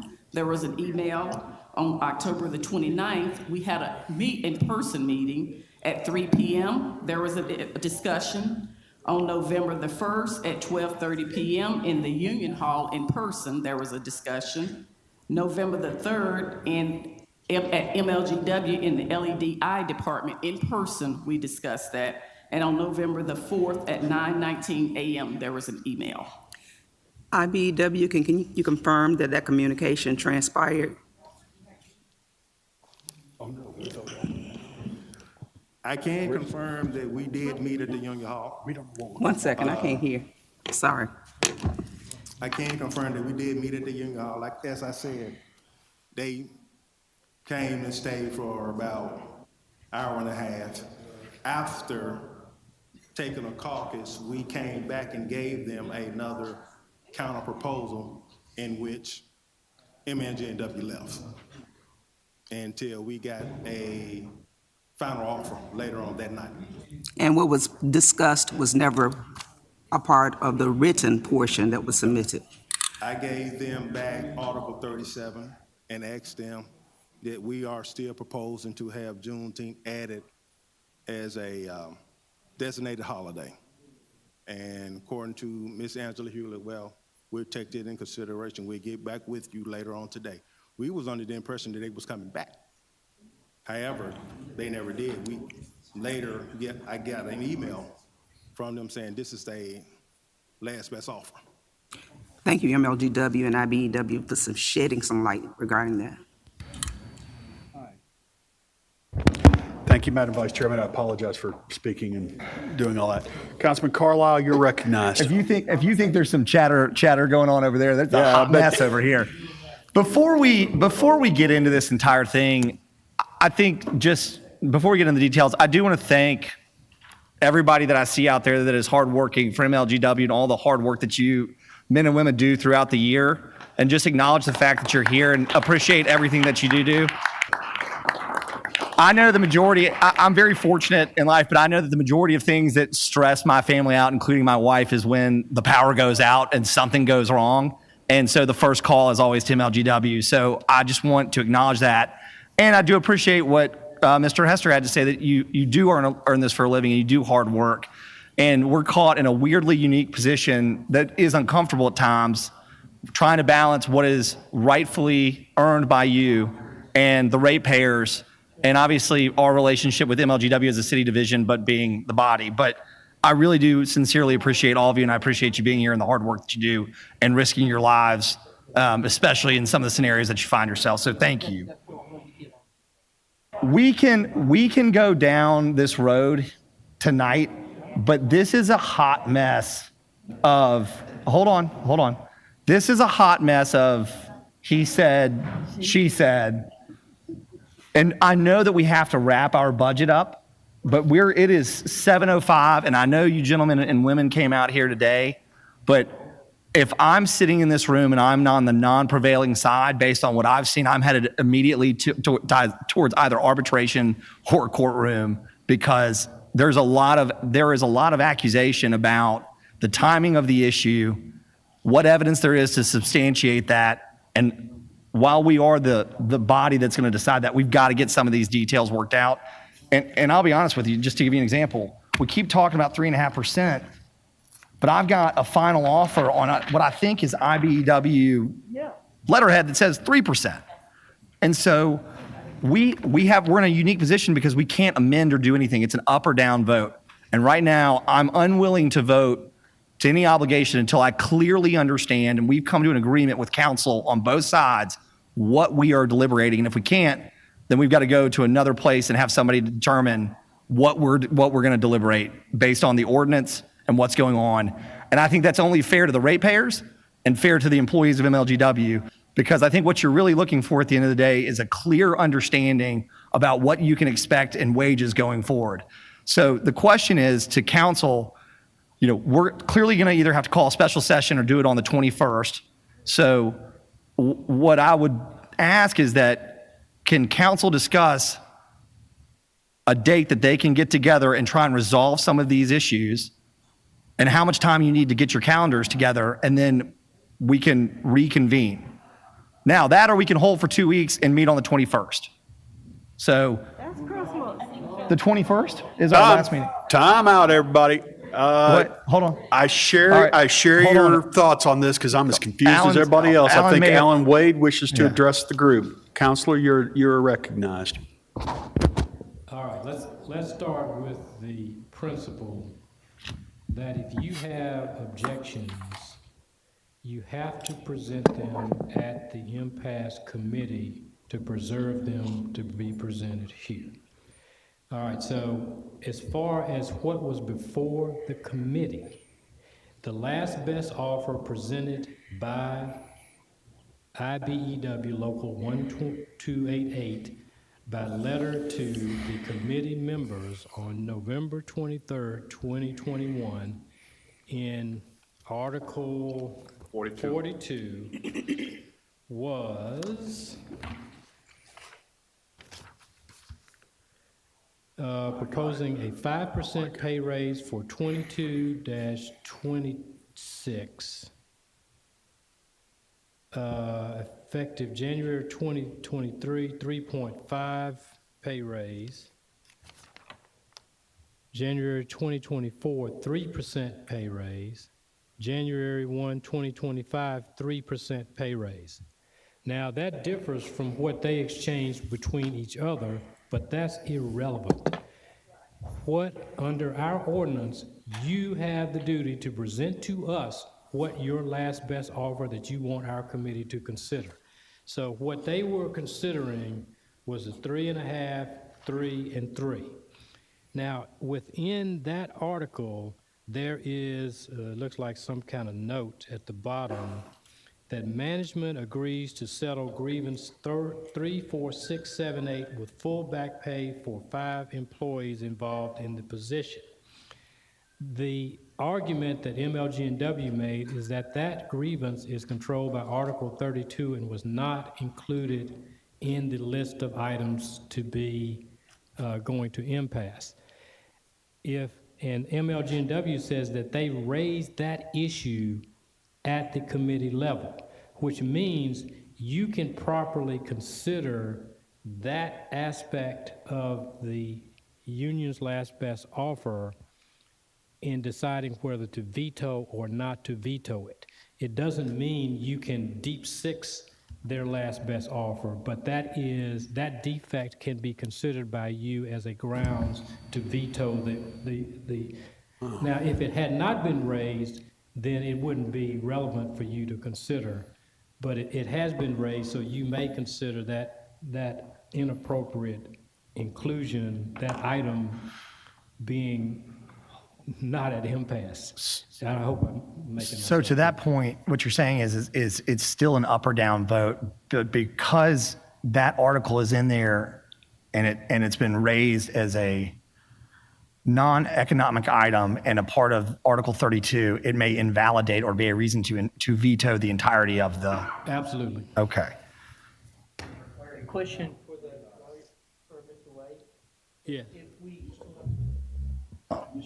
Or Yeah. you want to let Dr. Warren jump in? If it's a brief question for Al. Yeah. It is. I just want to know, do we still have the ability to approve that and not veto it with the grievances in, even though they raised an objection? Will that legally invalidate our ruling? I don't know that is an issue for you to resolve. It may be an issue for a higher authority to resolve. So we can vote on it and it wouldn't make a difference. Yeah, I think your duty is to look at the totality of the 2 last best offers, and if you find defects in any part of it that you don't like, you veto it. And I guess my last quick question is, are there any pay grade things in this negotiation that the committee dealt with? Like any pay level raises? I didn't look at that part of it. I I don't really know. You'll have to ask the lawyers that part. And then I can react to that and look at it and evaluate that one, but I was trying to resolve the pay issue. All right, yeah. If I may, for clarity of what we raised with impasse, we raised that the offers were different and included shifting offers to us. We did not specifically say the grievance issue wasn't before the council. And I just want to be clear with that and with council. We did raise that the offers were different and that the portions of those offers that differed from November 1 should not be considered by the council. But they did not raise the grievance issue, that it was not properly before the committee. But is council for the association going to agree that what is in front of this body tonight for consideration is final offer on IBEW's, what I've got, their seal dated November 3rd, Article 42, 5% pay raise, effective January 1, 2022, 3.5% for 2023, 3% for 2024, and 3% 2025? That's what was given to you. That's the last best offer. All right. Whew, okay. How did we get to 3.5? It doesn't matter anymore. That 3.5 is gone.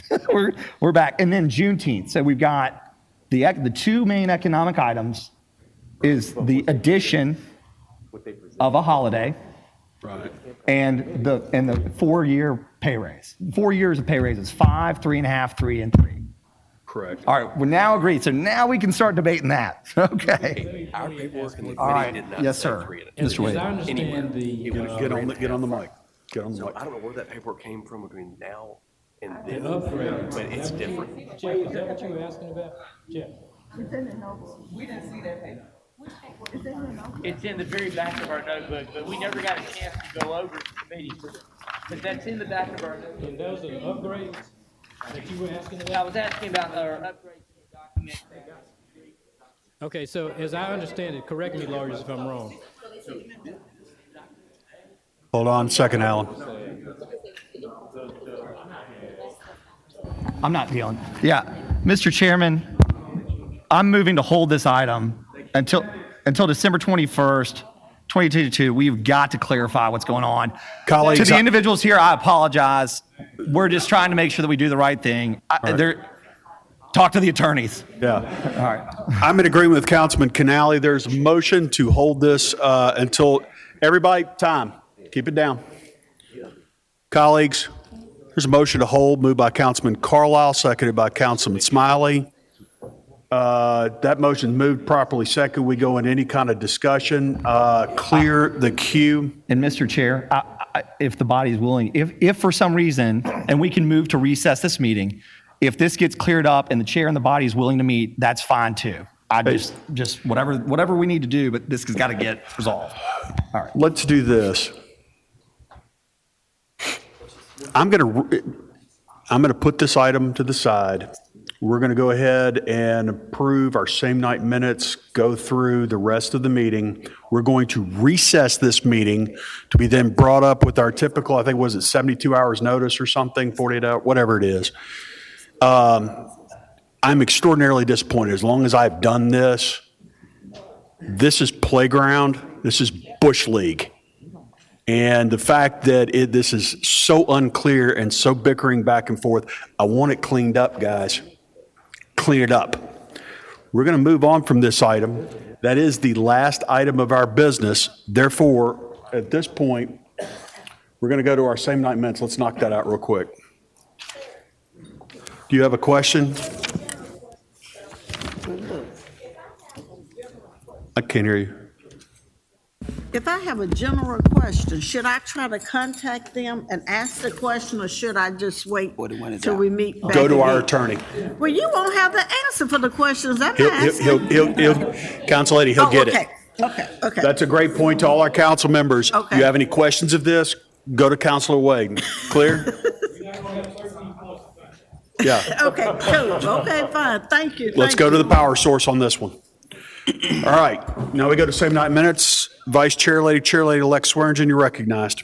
The same night minute items are 14, 37, 38, 42, 43, 44, 45, and I so move. Thank you very much. It's been moved by Vice Chair Lady Swearingen, seconded by Councilman Jones. Seeing no members of the queue, I assume you're ready to vote on our same night minutes. Please cast your votes. And as they're tallying the votes to our MLG&W friends, thank you for everything you do. We'll get it worked out. Canali, yes. Carlisle, yes. Easter Thomas, yes. Ford, yes. Johnson, yes. Jones, yes. Logan, yes. Morgan, yes. Robinson, yes. Smiley, yes. Swearingen, yes. Warren, yes. Chairman Colvett, yes. Thank you. That item passes. Okay, that concludes our business, but we're going to recess. Now we're going to go to cards. Why don't we go with Dennis Lynch first? And Dennis, you know the drill, 2 minutes. And Dennis, we've known each other for a long time, but may I be very clear? Let me be very clear. We've known each other for a long time, but let's be respectful. If you have any thoughts, be your usual respectful self, okay? All right, let's set a 2-minute clock. Get your name and address, please. 47 North Macklin, Memphis. This is a comment to City Council and to MLGW, but it's not about the subject you all have been discussing. It's about the MLGW RFPs for changing away from TVA, okay? Esteemed City Council members, this week is particularly momentous for MLGW and for the entire process of considering whether or not to leave TVA, because MLGW has received many renewable energy proposals yesterday. And additionally, there are thermal generation proposals due this Thursday. I'm resending to City Council, and I will copy to MLGW executives, the letter that I previously sent on October 5th to reiterate the 4 priorities that we highlighted at that time. First of all, they have to consider climate risk. Second, they really need to seek a greater range of clean energy resources. Third, greatly expand the energy efficiency program within MLGW's process. And fourth, initiate a stakeholder involvement process. This needs to be public and not hidden, the process of deciding which consultant, which portfolio, which technologies, et cetera. These remain our top priorities, but I especially want to emphasize the second item, because renewable energy technologies continue evolving rapidly, virtually compelling MLGW to not be constrained by the narrow recommendations made by Siemens in MLGW's IRP. City Council should insist that MLGW take advantage of the huge benefits which are becoming available rather than being constrained by the portfolios recommended in the IRP and the portfolios which are narrowly structured in the current RFPs. I think MLGW has made a mistake in that regards, and I'm happy to talk with anyone in City Council about that. Thank you very much. All right, thank you, Mr. Lynch. Joe Kent, you're up, and that will close us out. Again, friendly reminder, Mr. Kent, let's observe decorum. Been one of those fun-filled days. Thank you, Mr. Chairman. Joe Kent, 5111 Flamingo, also known as GTA. First, I have no agenda against the Fords at the same time on 11/16/21, entirely separate and unrelated to the legislation at hand. I watched 2 county government professionals be unnecessarily bullied in City Council for no reason by Ed Ford Sr. It's astonishing to me to see a community routinely and systemically bullied, and then when people just try to hold their ground upon being bullied, members of the local bully families get all huffy in a redneck sort of way and Careful. say, don't you mess with my family. Careful. It's very redneck. Then I watch Ed Ford Jr. unnecessarily bullying her first ever Shelby County budget season, CFO Matilda Crosby, over and over and over again. All that to say, it would be wrong for me to just point the finger at the Fords in a bully city that includes the Smiths and the Hydes. No one is messing with the bully families of Memphis. People are just trying to hold their ground. But keeping it relevant, there's no way that Ed Ford Sr. can defend the oversight product of his bully economic development committees or the practice of the DMC lending taxpayer money for private garages to Hyde, Oracle, and Carlisle at rates less than the DMC borrows money for to fund public projects. Neither can Councilman Carlisle. Further, I'm not sure if anyone is watching, but reporters are being bullied, culturally bullied out of town, out of newsrooms for not being allowed to report. And of course, we recently saw U of M Dean Fleming culturally bullied out of town. And I do wonder, given the pattern of bullying, if the same thing happened with Dr. Shannon at CBU. And finally, I hope you'll watch my new video that documents how, under your lack of oversight, EDGE effectively robbed the inner city area that is losing legislative seats and the depot board of $6 million in funds. Thank you. All right, thank you, Mr. Kent. Mr. Carlisle, you are